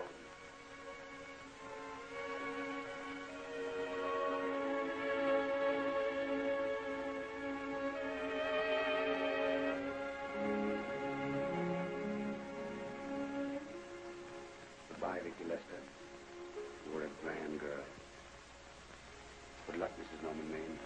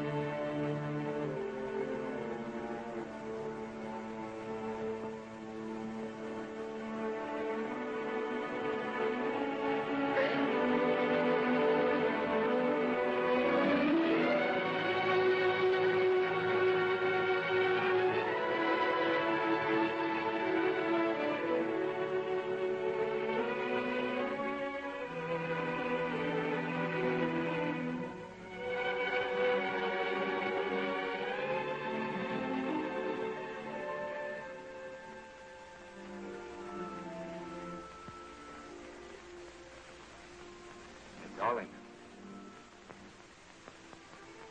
Mrs. Maine coming in to apologize again. Oh, I'm sorry, dear, but it isn't you. What other troubles have you got? None. I was just playing a scene with myself. Now, look. I'm just coming out of the jitters, and you're just going into them. This is a swell household. Isn't it? I'll tell you what we'll do. I'll promise to brace up if you'll go on the wagon. I guess I have been drinking too much. You know what I'm going to do? I'm going to be an athlete. You mean with great big muscles and everything? Well, roughly speaking. Gonna join the YMCA? It costs too much. And I'm going wading up in our front yard. No. Sure. Would you like me to go with you? Sure, if you'd like to. No, Miss, I don't think I will. It might spoil this beautiful, natural wave. Yeah, I guess that's right. But, darling, look, could you have a hot toddy with, some hot soup for me when I come back? Some hot soup? And I'll make some of those nice sandwiches. No, Miss, do you have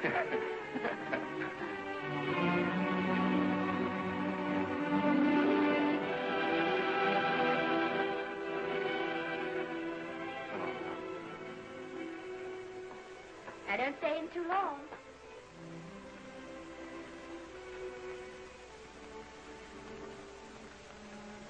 Hey! Mind if I take just one more look?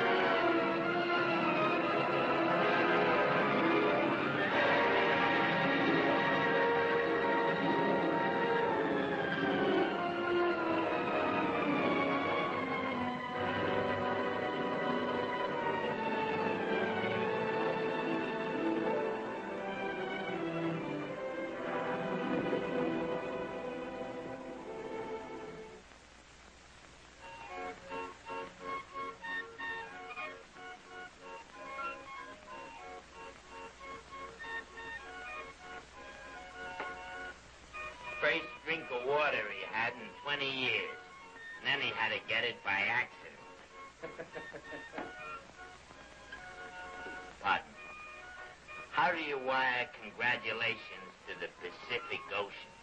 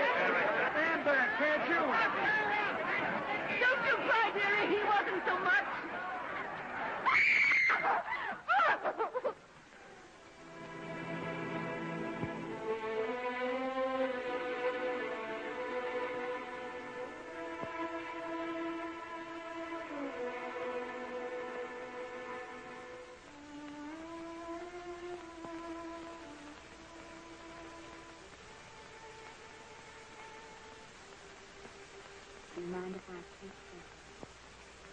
one more look?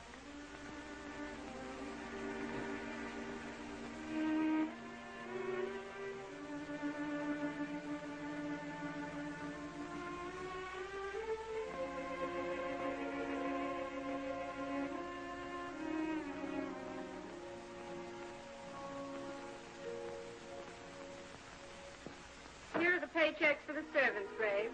You'll find a very nice bonus in each one. Miss Lester asked me to thank you for your kindness and service. If there's anything I can do for the little lady, I should be glad to do it. She would appreciate your attending to the closing of the Beverly Hills house. Put down those trunks. Put it down, I say. Well, where is she? In the bedroom. Who are you? I'm her grandmother.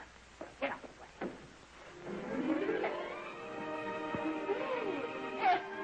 Granny, darling. Oh, I'm so glad to see you. What made you come? Oh, I know when I'm leaving. Now get out of here. Go on. Get out of here, all of you. I want to talk to my granddaughter alone. I came just as quickly as I could, but I'm going home. I sent you a wire yesterday.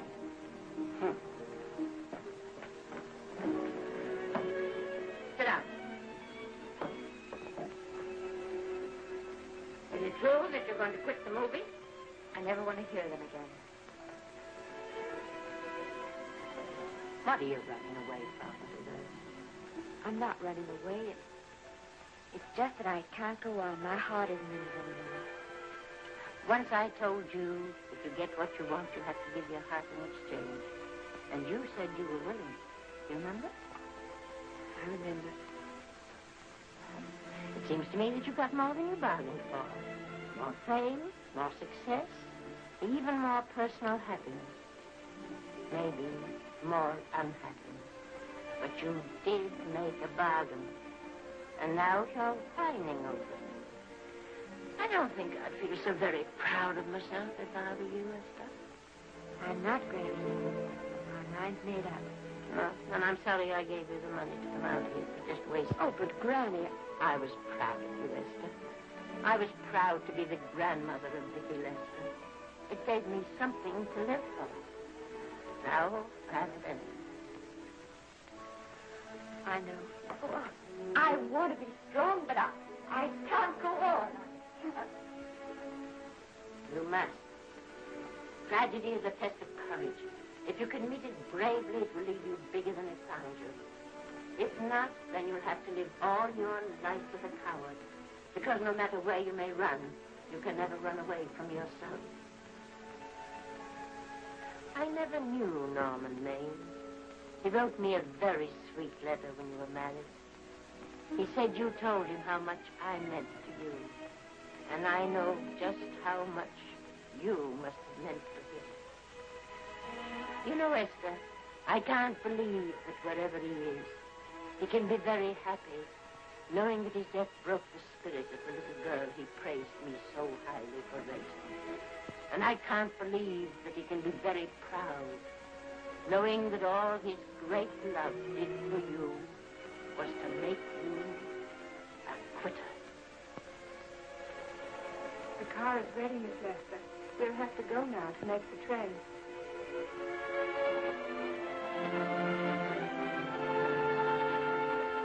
Put the car back in the garage.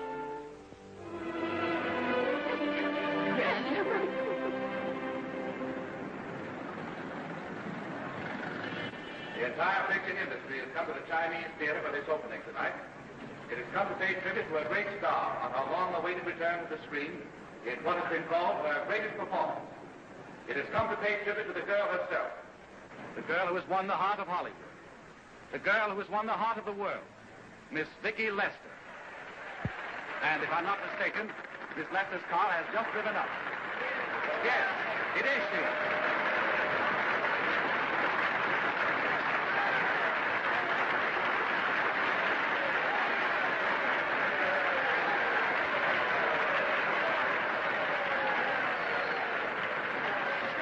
This doesn't scare you too much. I scare very slowly, young man. 6 small, folks, please.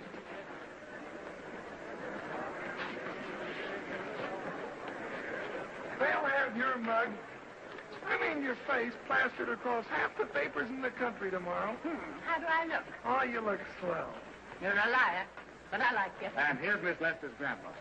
Won't you say a few words to the radio audience, please? Say something, Letty. You know, we've got a thing like that back home where they all listen in on, but we call it a party line. Won't you say something, please? They're listening. Maybe some of you people listening in dream about coming to Hollywood. Maybe some of you get pretty discouraged. Well, when you do, you just think about me. It took me over 60 years to get here, but here I am, and here I mean to stay. Thank you very much.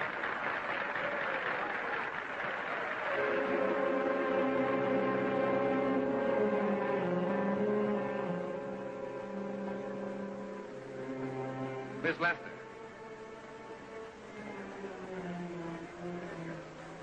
This microphone is on an international hookup. Throughout the world, your fans are hoping that you'll say a few words to them.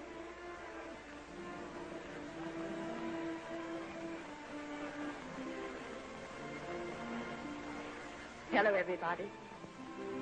This is Mrs. Norman Maine.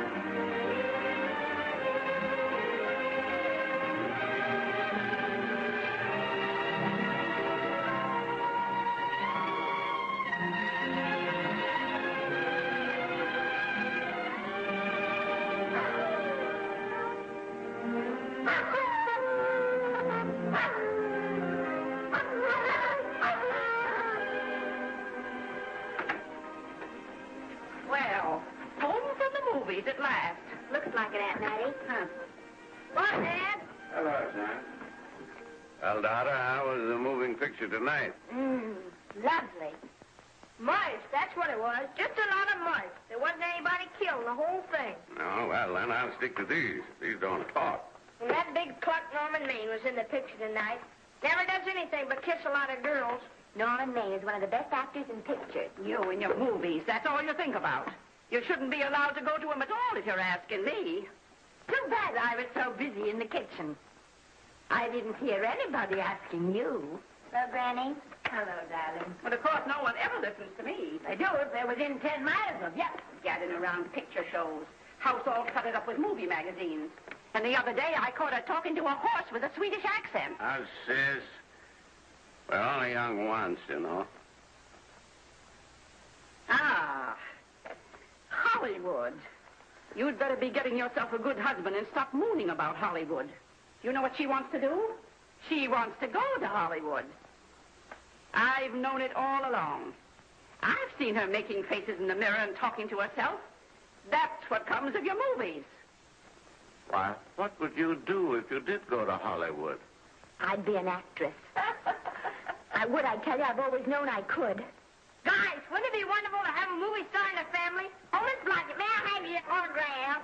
You may not know it, Alec, but you're practically on your way to bed. Oh, Miss Blodgett, you're my favorite actress. Won't you tell me the secret of your success? Oh, let me alone. I asked her, what's come over you? I'll tell you what's come over her. She's just a silly little girl whose head has been turned by the movies. And the sooner she forgets the whole thing, the better off she'll be. Why will I be better off? What's wrong with wanting to get out and make something of myself? What do you do that's so much better? Just because you're satisfied to sit here all your life, you think you can laugh at me. Well, someday you won't laugh at me. I'm going out and have a real life. I'm going to be somebody. Now, if it was spring, I'd say give her a good dose of sulfur and molasses.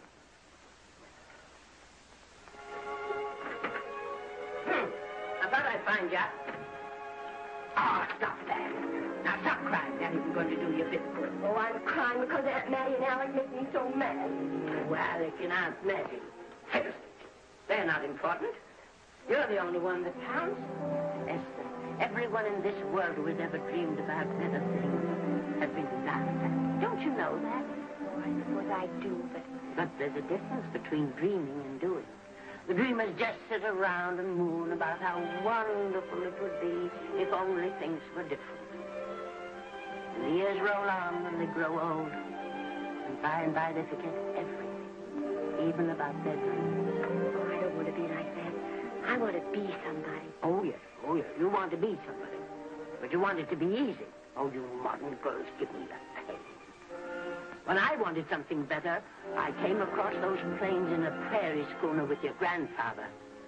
Oh, everyone laughed at us. They did at all the other pioneers.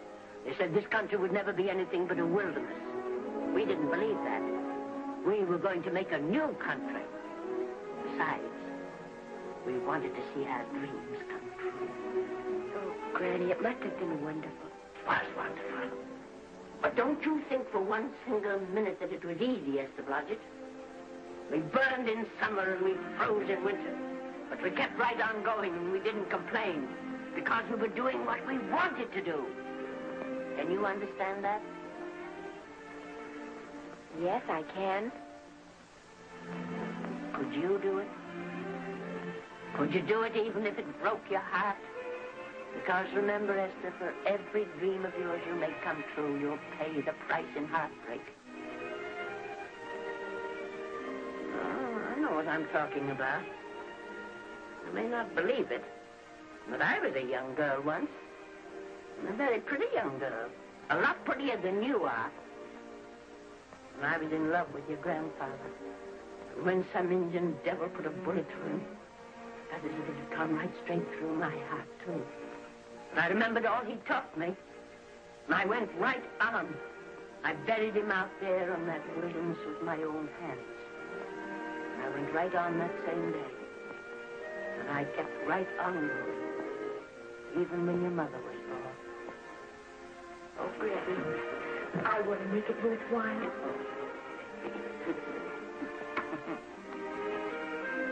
You know, Esther, There'll always be a wilderness to conquer. Maybe Hollywood's your wilderness now. From all I hear, it sounds like it.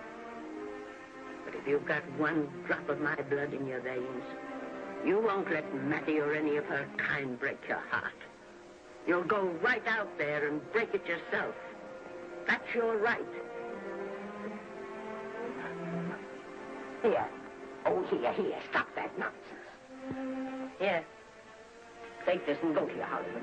Oh, I can't take your money. Well, why not? It's your savings. Well, I was only saving up for my funeral. Now I don't think I'm ever going to die. Oh, Granny, how can I ever thank you? By giving me your word of honor that you'll never tell a living soul where you got that money. I promise. Remember, if you do, I'll have you arrested for robbing me.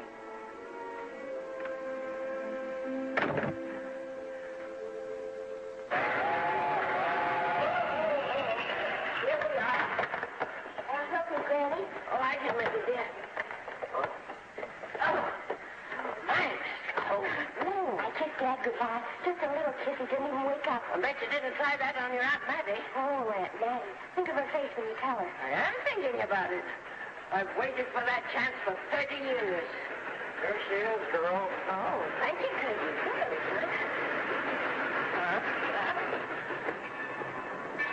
Well, come on. Here's your prairie schooler.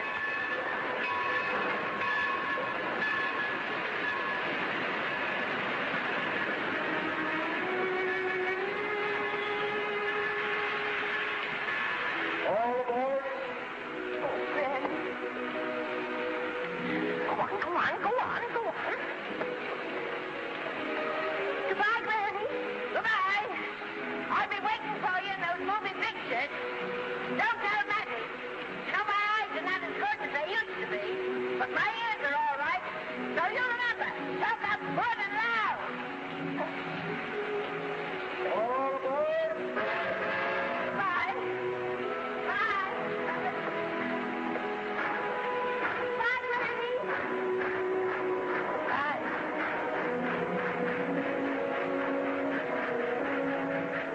You want to go home now? I don't want to, but I will.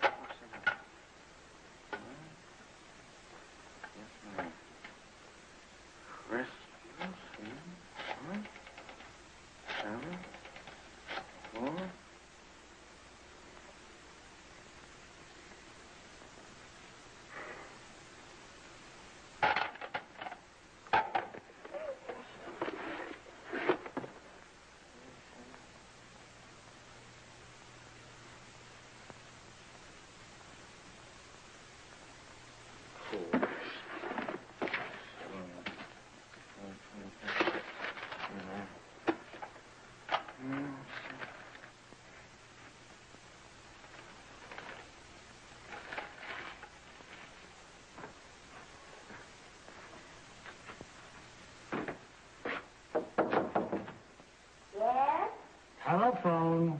For me? Some drunk trying to be funny says he's Norman Maine.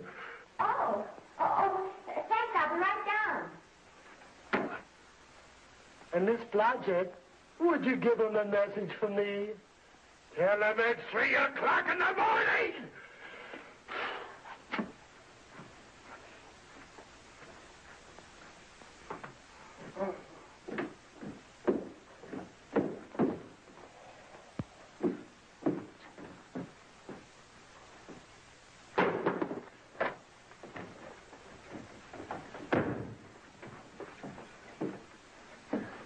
Hello? What? Oh. Oh. yes. I'll be there. Oh, thank you.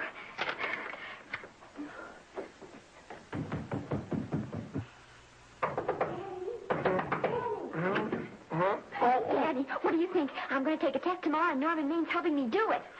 I'm taking one, too. Garbo's assisting me.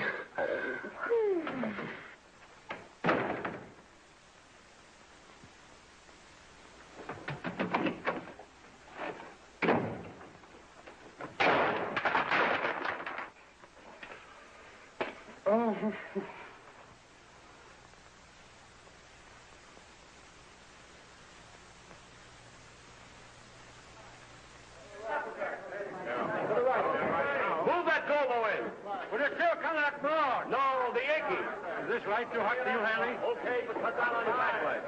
Put a double on that 90. Bring it down a little. That's it. That's it.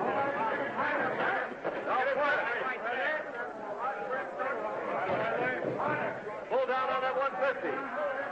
Ready to take it. Pull down on that 150.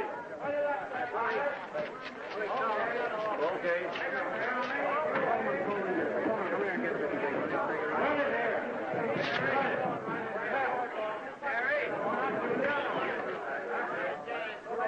Bring me an apple box. Listen, gentlemen, please, if you don't mind.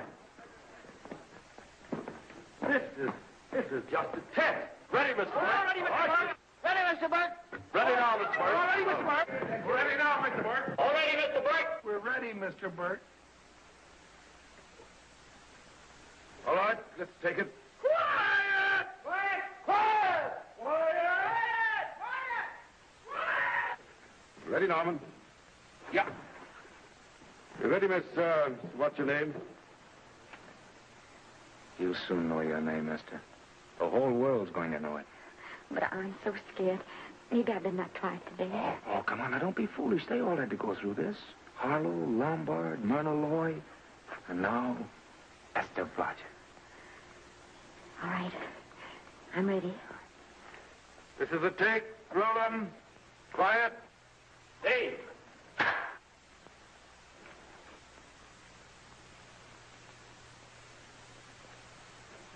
I may as well tell you that my whole organization thinks I've gone a little nuts to sign you.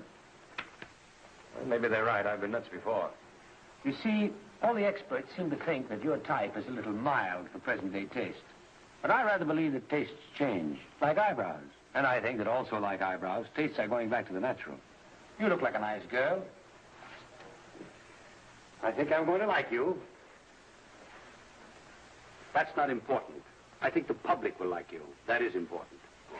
Yes. I see what you mean. I mean, I know it is. Well, I don't think it's going to be easy. Nothing you really want is ever given away free.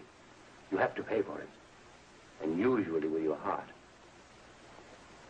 Someone else told me that once. But you still have to work it out for yourself. Oh, well, all this is just a long way of saying, I'm glad you're with us and good luck to you. And now I'm going to turn you over to our demon press agent, Libby. Don't let him frighten you. He has a heart of gold, only harder. And for the love of Pete, learn to close your mouth and keep it closed, even in your love scenes.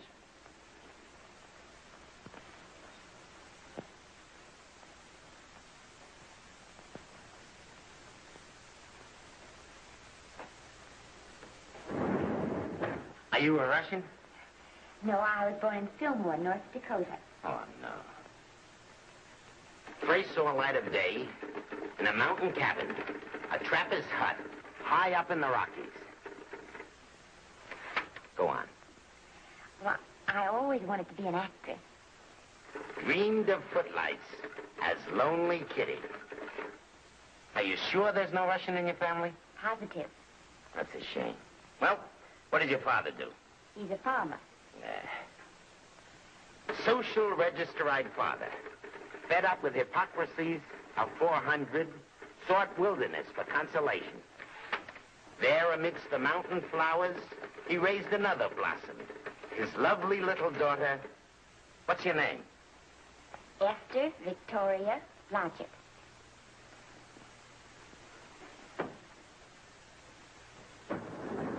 Greatly appreciating your attention in this matter, very truly. Do you know what her name is? Esther Victoria Blodgett. Hey, we'll have to do something about that right away. Esther Victoria Blodgett. Well, that Blodgett's definitely out. Let's see, Esther Victoria, Vicky. How about Vicky? Oh, I think that's terribly cute. Let's see, Vicky. Vicky what? Vicky. Pronounced Vicky. See, Esther, Besta, Sester, Desta, Festa. Oh, that's very pretty. Jester, Hester, Desta, Lester. Vicky Lester. Oh, I like that. Say it. Vicky Lester. Say it again. Vicky Lester. Say it again. Vicky Lester. Say it. Vicky Lester. Say Vicky Lester. Vicky Lester. Vicky Lester. Vicky Lester. Vicky Lester. Flash. Oliver Niles Studio discovers new starlet, a Cinderella of the Rockies. Her name is Vicky Lester. Those who have peeked tell me she couldn't be more divoon. The face of an angel and such natural talents. Her voice is a symphony. Her very walk, they tell me, is enough to drive men mad. Not that way. Get the lead out of your feet. Lift them up.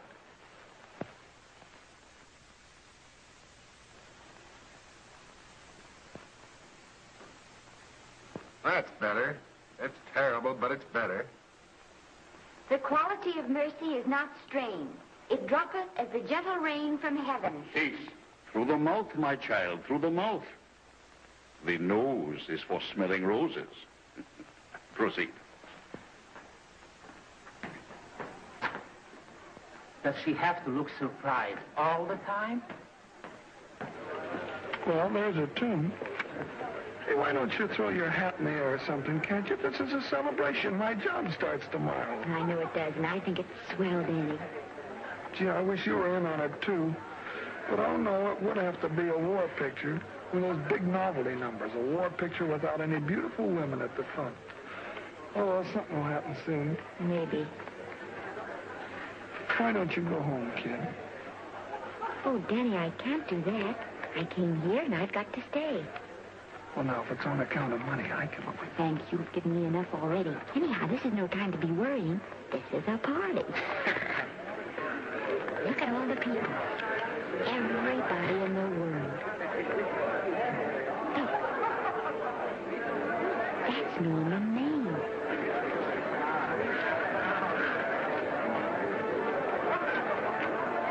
And he seems to have had that one extra cocktail.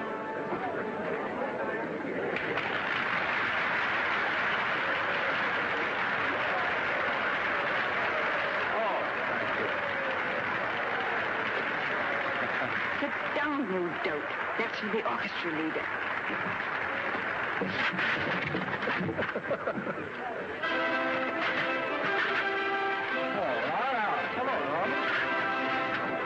Oh, Mr. Maine. Mr. Maine.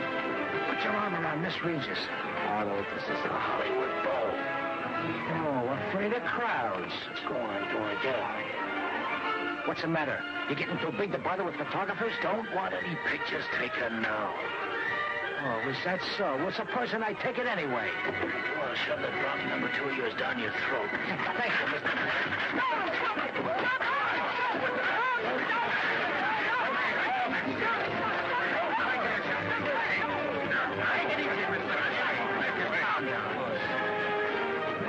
Normie, come back and sit down. Everybody's laughing at you.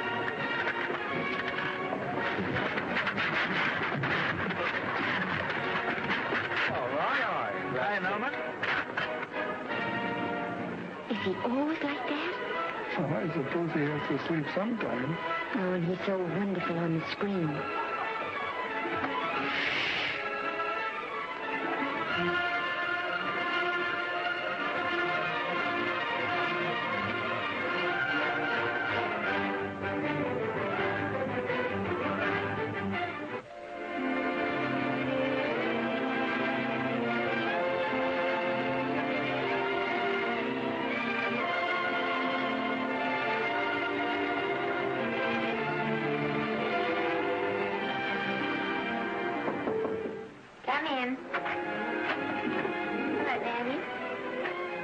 What's the matter? Well, believe it or not, I got a job for you. Daddy, that's wonderful. When do I go to the studio? Well, you don't exactly go to the studio. Oh, it's on location. Well, it's not exactly on location. But of course, I have any makeup. Will you tell me what to get and sort of help me put it on? Well, you don't exactly need any makeup. You see, it's not really a picture job. It's being a waitress. Oh. Well, it's kind of a picture job if you look at it right. You said it was a waitress. Well, it's waitressing for Casey Burke, the big director over at our studio. He's giving a party tonight to kind of celebrate on account of finishing the picture, and he wanted me to get him an extra waitress, and it's $5. And I thought of you right away, Esther. That was awfully sweet of you, baby. Well, there's going to be a lot of big people at Burke's house tonight, and I'll bet you there's any number of big directors, and if you're there, maybe they'll notice you. I could make them notice me. Sure you could, Esther. It's your chance.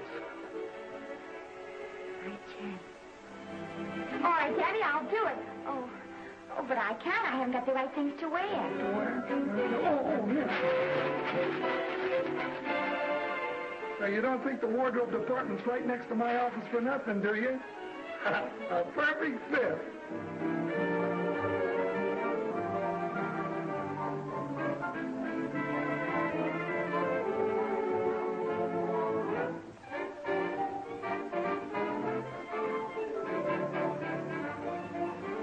Did you get to the preview last night? I did. Would you like a little hors d'oeuvre? They are very nice. Oh, thanks. Well, what did you think of the picture? You should have saved it for Thanksgiving. What a turkey.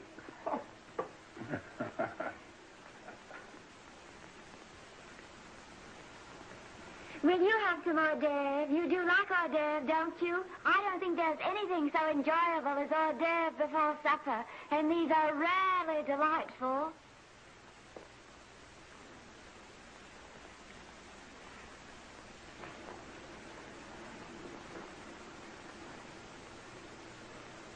And at the finish, the kid turns around and sings a lullaby to its mother. Pardon the big boys, but would you like a little hors d'oeuvre? They say they're the best in town. Don't tell me. I know. Mae West. That's a great twist. But where are you going to find a 2-month-old baby that can sing? Hello, Oliver. Oh, hello, Casey. If you want to fire me now, wait till you see the picture. I'm not a director anymore. I'm a male nurse. What's the matter with the picture? A guy by the name of Norman Maine. His work is beginning to interfere with his drinking. Oliver, don't tell me I'm to direct his next picture, too. Mm-hmm. You were my favorite producer. Now, wait a minute. You just go right on with your directing. I'll take care of these stars. I know how to handle them. I had a serious talk with Norman after that Hollywood Bowl occurrence, and you don't have to worry any more about his behavior. Excuse me, Mr. Niles. Mr. Libby of your publicity department is on the telephone. He says it's most important, sir. It's about Mr. Maine. Thank you. Oh, it's probably just some little thing. Of course, Oliver. I'll turn on the radio and see if they've called out the National Guard yet. Hello, Libby. What's the good word? Mr. Norman Maine, America's Prince Charming, was apprehended driving an ambulance down Wilshire Boulevard with a siren going full blast. He explained he was a tree surgeon on a maternity case. Well, will it be in the papers? No, it won't be in the papers. But that's a nice, expensive hobby of yours, keeping Mr. Maine's informal entertainments out of the public press. Oh, that's fine work, Libby. Try and see that no one gets to Norman. He's probably home sleeping it off. All of them. Why can't you forget those dopes at the studio for one night? Business, business all the time. I don't know what's going to become of you. Norman, why didn't you call for me? Oh, by darling, why didn't I call for you? In case you've forgotten, I was supposed to come here with you. Oh, that's all right. I got here without any trouble. The only reason I don't slap your face. Yes, darling, I know. Hello, John. Oh, hello, man. What's the matter with Oliver? He looks as if he'd had bad news. Hello, Mary. What's the matter, old boy? Maybe I'm wrong. I guess I've been drinking too much lately. No, you have to cut it down. It's bad stuff. Scotch and soda.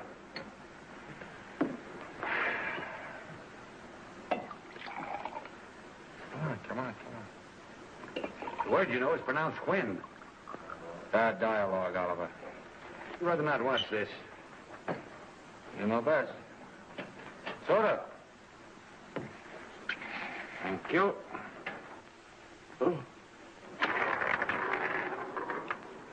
Go ahead and say it. I've got it coming to you. Don't make it tougher on me, Norman. I don't want to stand here and preach, but take a look at my side of it. I'm trying to make pictures with you. I know. Costs are going up and the grosses are going down. No, it isn't that. I've made lots of money with you, and I can afford to take a loss.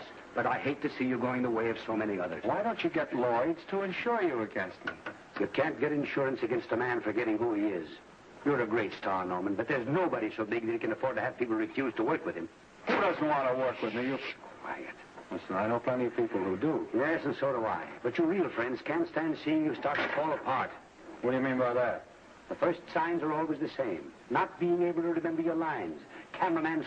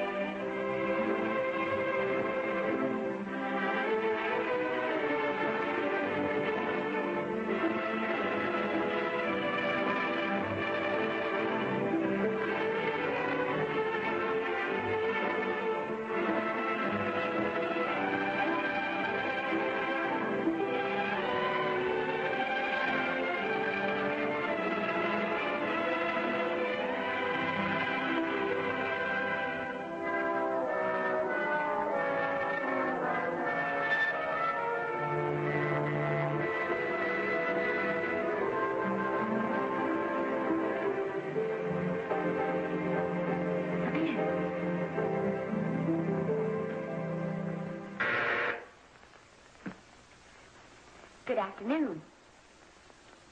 Day, week, or month? Well, it's a little hard to say. You see, I'm going into the movies. Well, you better take it for a week. It'll break your jump to Beverly Hills. Are all the studios really near here? All except Gaynor British. I suppose the best way to get a job is to go straight to the studios, isn't it? Mm-hmm. I haven't any illusions, you know. I'm perfectly willing to begin with a little bit of a part, or even as an extra. $6, please, in advance. Oh.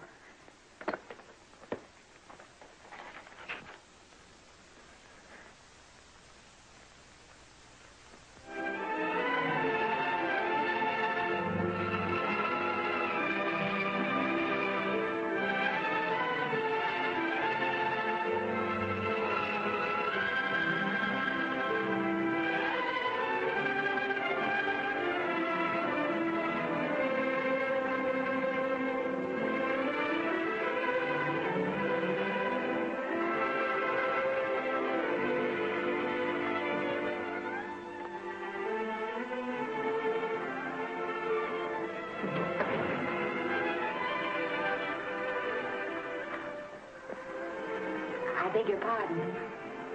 I'd like to register for extra work. How long have you been in Hollywood? Well, it's about a month now. We haven't put anyone on our books for over 2 years. Come here. I'd like to show you something.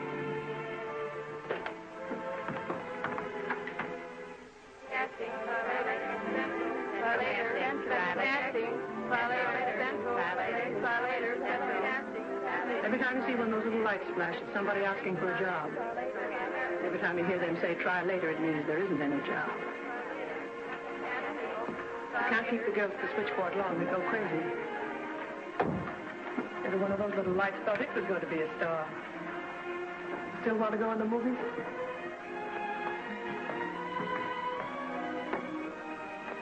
You know what your chances are?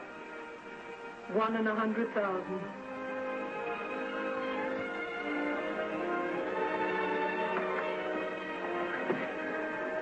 But maybe I'm that one.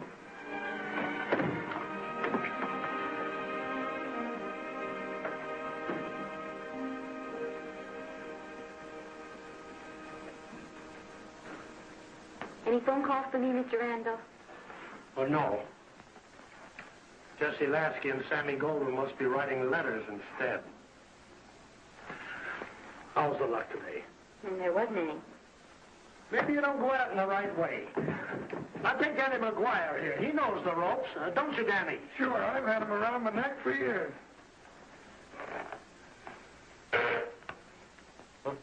What? Oh, Miss Blodgett. Danny McGuire, our new tenant. How do you do? Mr. McGuire is a big director. Oh, are you really? Oh, could you possibly use me in a picture, Mr. McGuire? Of course, I haven't had much experience, but I don't think that really matters if you're willing. And I really listen, feel that... lady. In the first place, I'm not a director. I'm an assistant director. In the second place, if I had any jobs to give away, I'd confer one on myself. And in the third place, you should have stayed back home in the first place.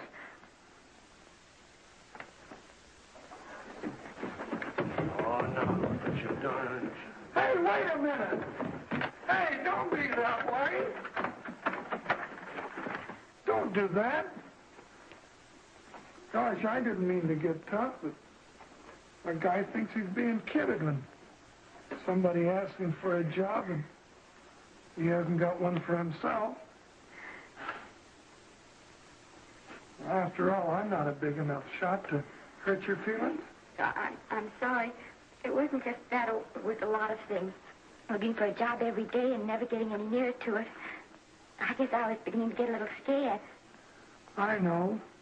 Lady, do I know. Well, there's only one thing to do for that feeling when you're tired and sunk and down to your last nickel. Come on and I'll buy you a drink. Well, it's not as bad as down to the last nickel. I still got $11 left. $11? You're going to buy me a drink. Come on.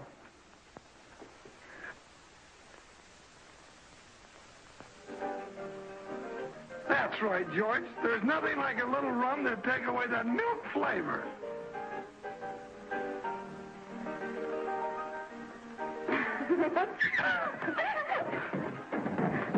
I beg your pardon.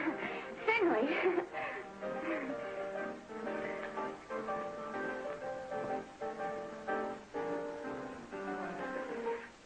And when I sign my contract, the first thing I'm going to do is see that you direct every picture I'm in. That's my pal. Of course, I'm going to be perfectly nice about it, but I'll just insist. Now, that's the way to talk. Don't let them lick you. Oh, I should say they can't lick me. If they try anything like that, what? I just won't sign. Now, that's right. What have you got to lose? Another one of these and we'll open our own studio.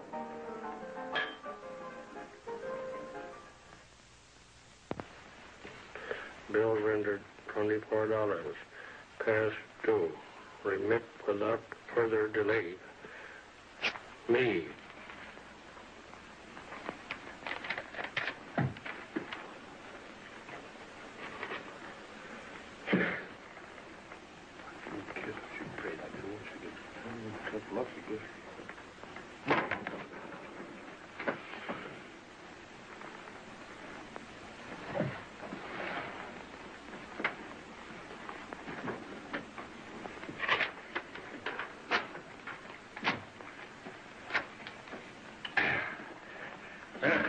Fifth race.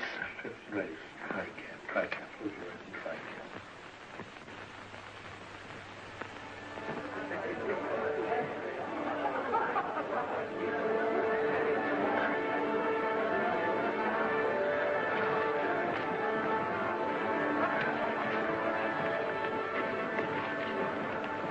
Hey, the program's going to be swell tonight. Now, you take this fella Beethoven.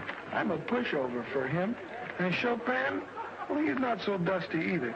But I kind of wish that once in a while they'd play something you could sort of go out whistling, you know, like, Blood-o, Struggling to cover your hangovers, and all because you have to have a good time every day and every night. Listen, I've warned you for a long time. Okay, Oliver, you're a swell guy. You won't lose any money on me, I'll promise you that.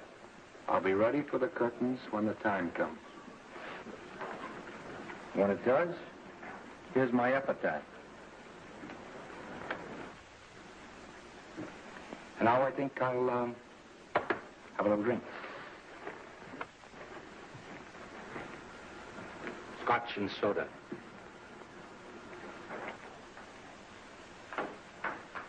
Scotch and soda. Ooh.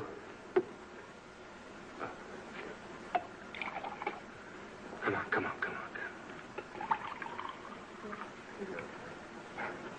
A little soda? Caviar? No, thanks. Yes, pardon me. Ah, lovely. No, I mean the caviar. Mm-hmm. No, don't go away. I'm starving. Really. Which would you take? Well, I don't know. You know? I don't know either. It's hard to choose. I think I'll take caviar. Mr. Maine doesn't care for any more.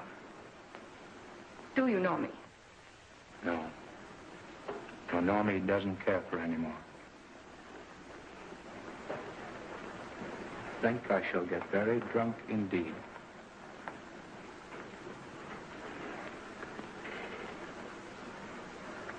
Scotch and soda. Sorry, I have something.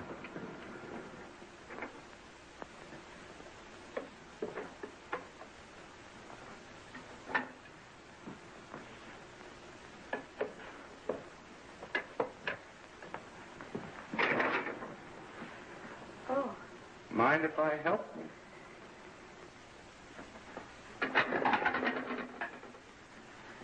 Won't they miss you? Oh, no. They'll just look under the table, and when they see I'm not there, they'll forget the whole matter. Hey, what's your name? Esther Blodgett. My name's Maine. I know. You do? Ah. What's so funny? I was just thinking about all your fans and how surprised they'd be to see you here helping me put plates away. Oh, they don't know my finer side. You'd be pretty envious of me, meeting you this way in person. Oh, you do. Well, tell me, are you disappointed? Yes. Now you've done it. Oh, never mind that. That makes the room look lived in. Tell me, why are you disappointed? I was sitting behind you at the Hollywood Bowl the night you didn't want to be photographed. Yeah. I'm told I crept into many a heart that night. Oh, I can never explain this. You know, you have very pretty hair. You better get out of here. And a sensitive mouth. And a charming little dimple. Precisely why are you here instead of with the rest of the guests? I'm just trying to be helpful. I see. Are you sure there's no other attraction? Well, it might be that my old mania for putting plates away is coming back on me. It's rather odd. I always know where I can find you if there's a pretty girl around. It's not only odd, it's embarrassing. You're being deliberately insulting, Norman. I put up with this for long enough. Dear, don't lose your temper. Remember, we must try to keep the voice low. I know you'll excuse us if we go on with our work.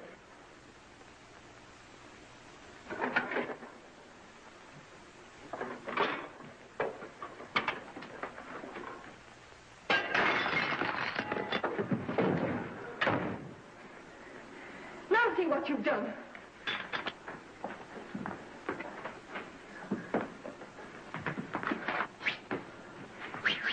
Come here. Help me up. Are you hurt? No more than usual.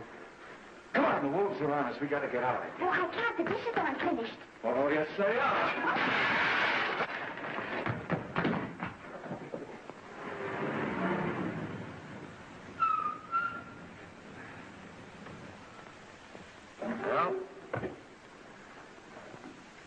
I bet I know what you're going to say now. What? Good night. Good night, and thanks. Hey, wait a minute. Hey, you realize that all I found out about you is that you're foolish enough to want to go into pictures? But why is it foolish? Look at you. Yeah, that's what I mean. No, I'd rather like to go into this matter a little more thoroughly. Oh, that's awfully nice of you. Why don't we go on up to my place and talk it over? Oh, no, thank you very much, but I really must say good night. Good night. But you're not angry. No. I'm hungry. Well, why don't you go and get something to eat? Good night, Miss Blodgett. Good night, Mr. Maine. Wait a minute. Peter, the least I can do is to see you to your door. Will I see you again? I hope so. Has anyone ever told you that you're lovely? Well, now you know. Thank you.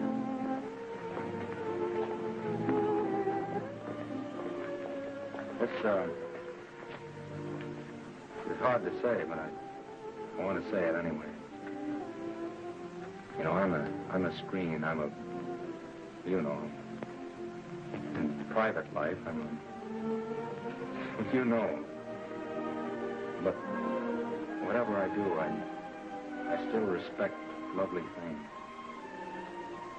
And you're lovely. You understand? Yes, I think I do. And it isn't that bump on the head that's doing this. Well, I'm glad.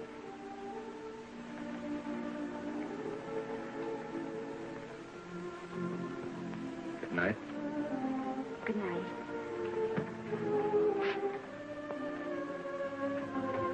Hey!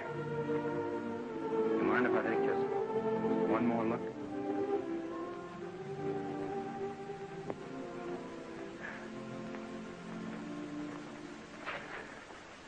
Go away. Quite impossible. I wouldn't even consider it. No.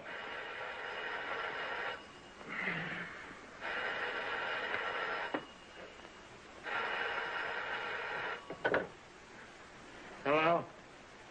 Who is it? Who? Norman? What have you done now? You're not in jail, are you? Oh. Yes, I see. Oh, it's that again. I see. She's beautiful. Yeah, I know. You want me to give her a screen test? Yeah, certainly. She's got wonderful possibilities. Oh, you know she's got something. Well, you knew all the other ones had something, too. Oh, no. I tell you, Oliver, she's got that sincerity and honestness and sincerity and honestness that makes great actresses. Oliver, I am so sure of this girl that I want to take the test with her myself. Listen, Oliver, you've worked hard. You're entitled to a break. You get...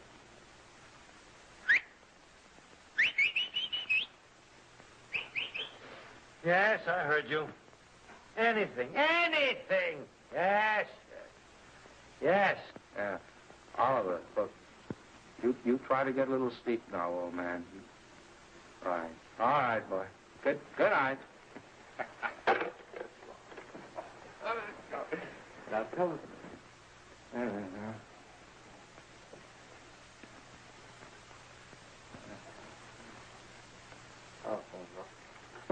Telephone book. Oh, yeah.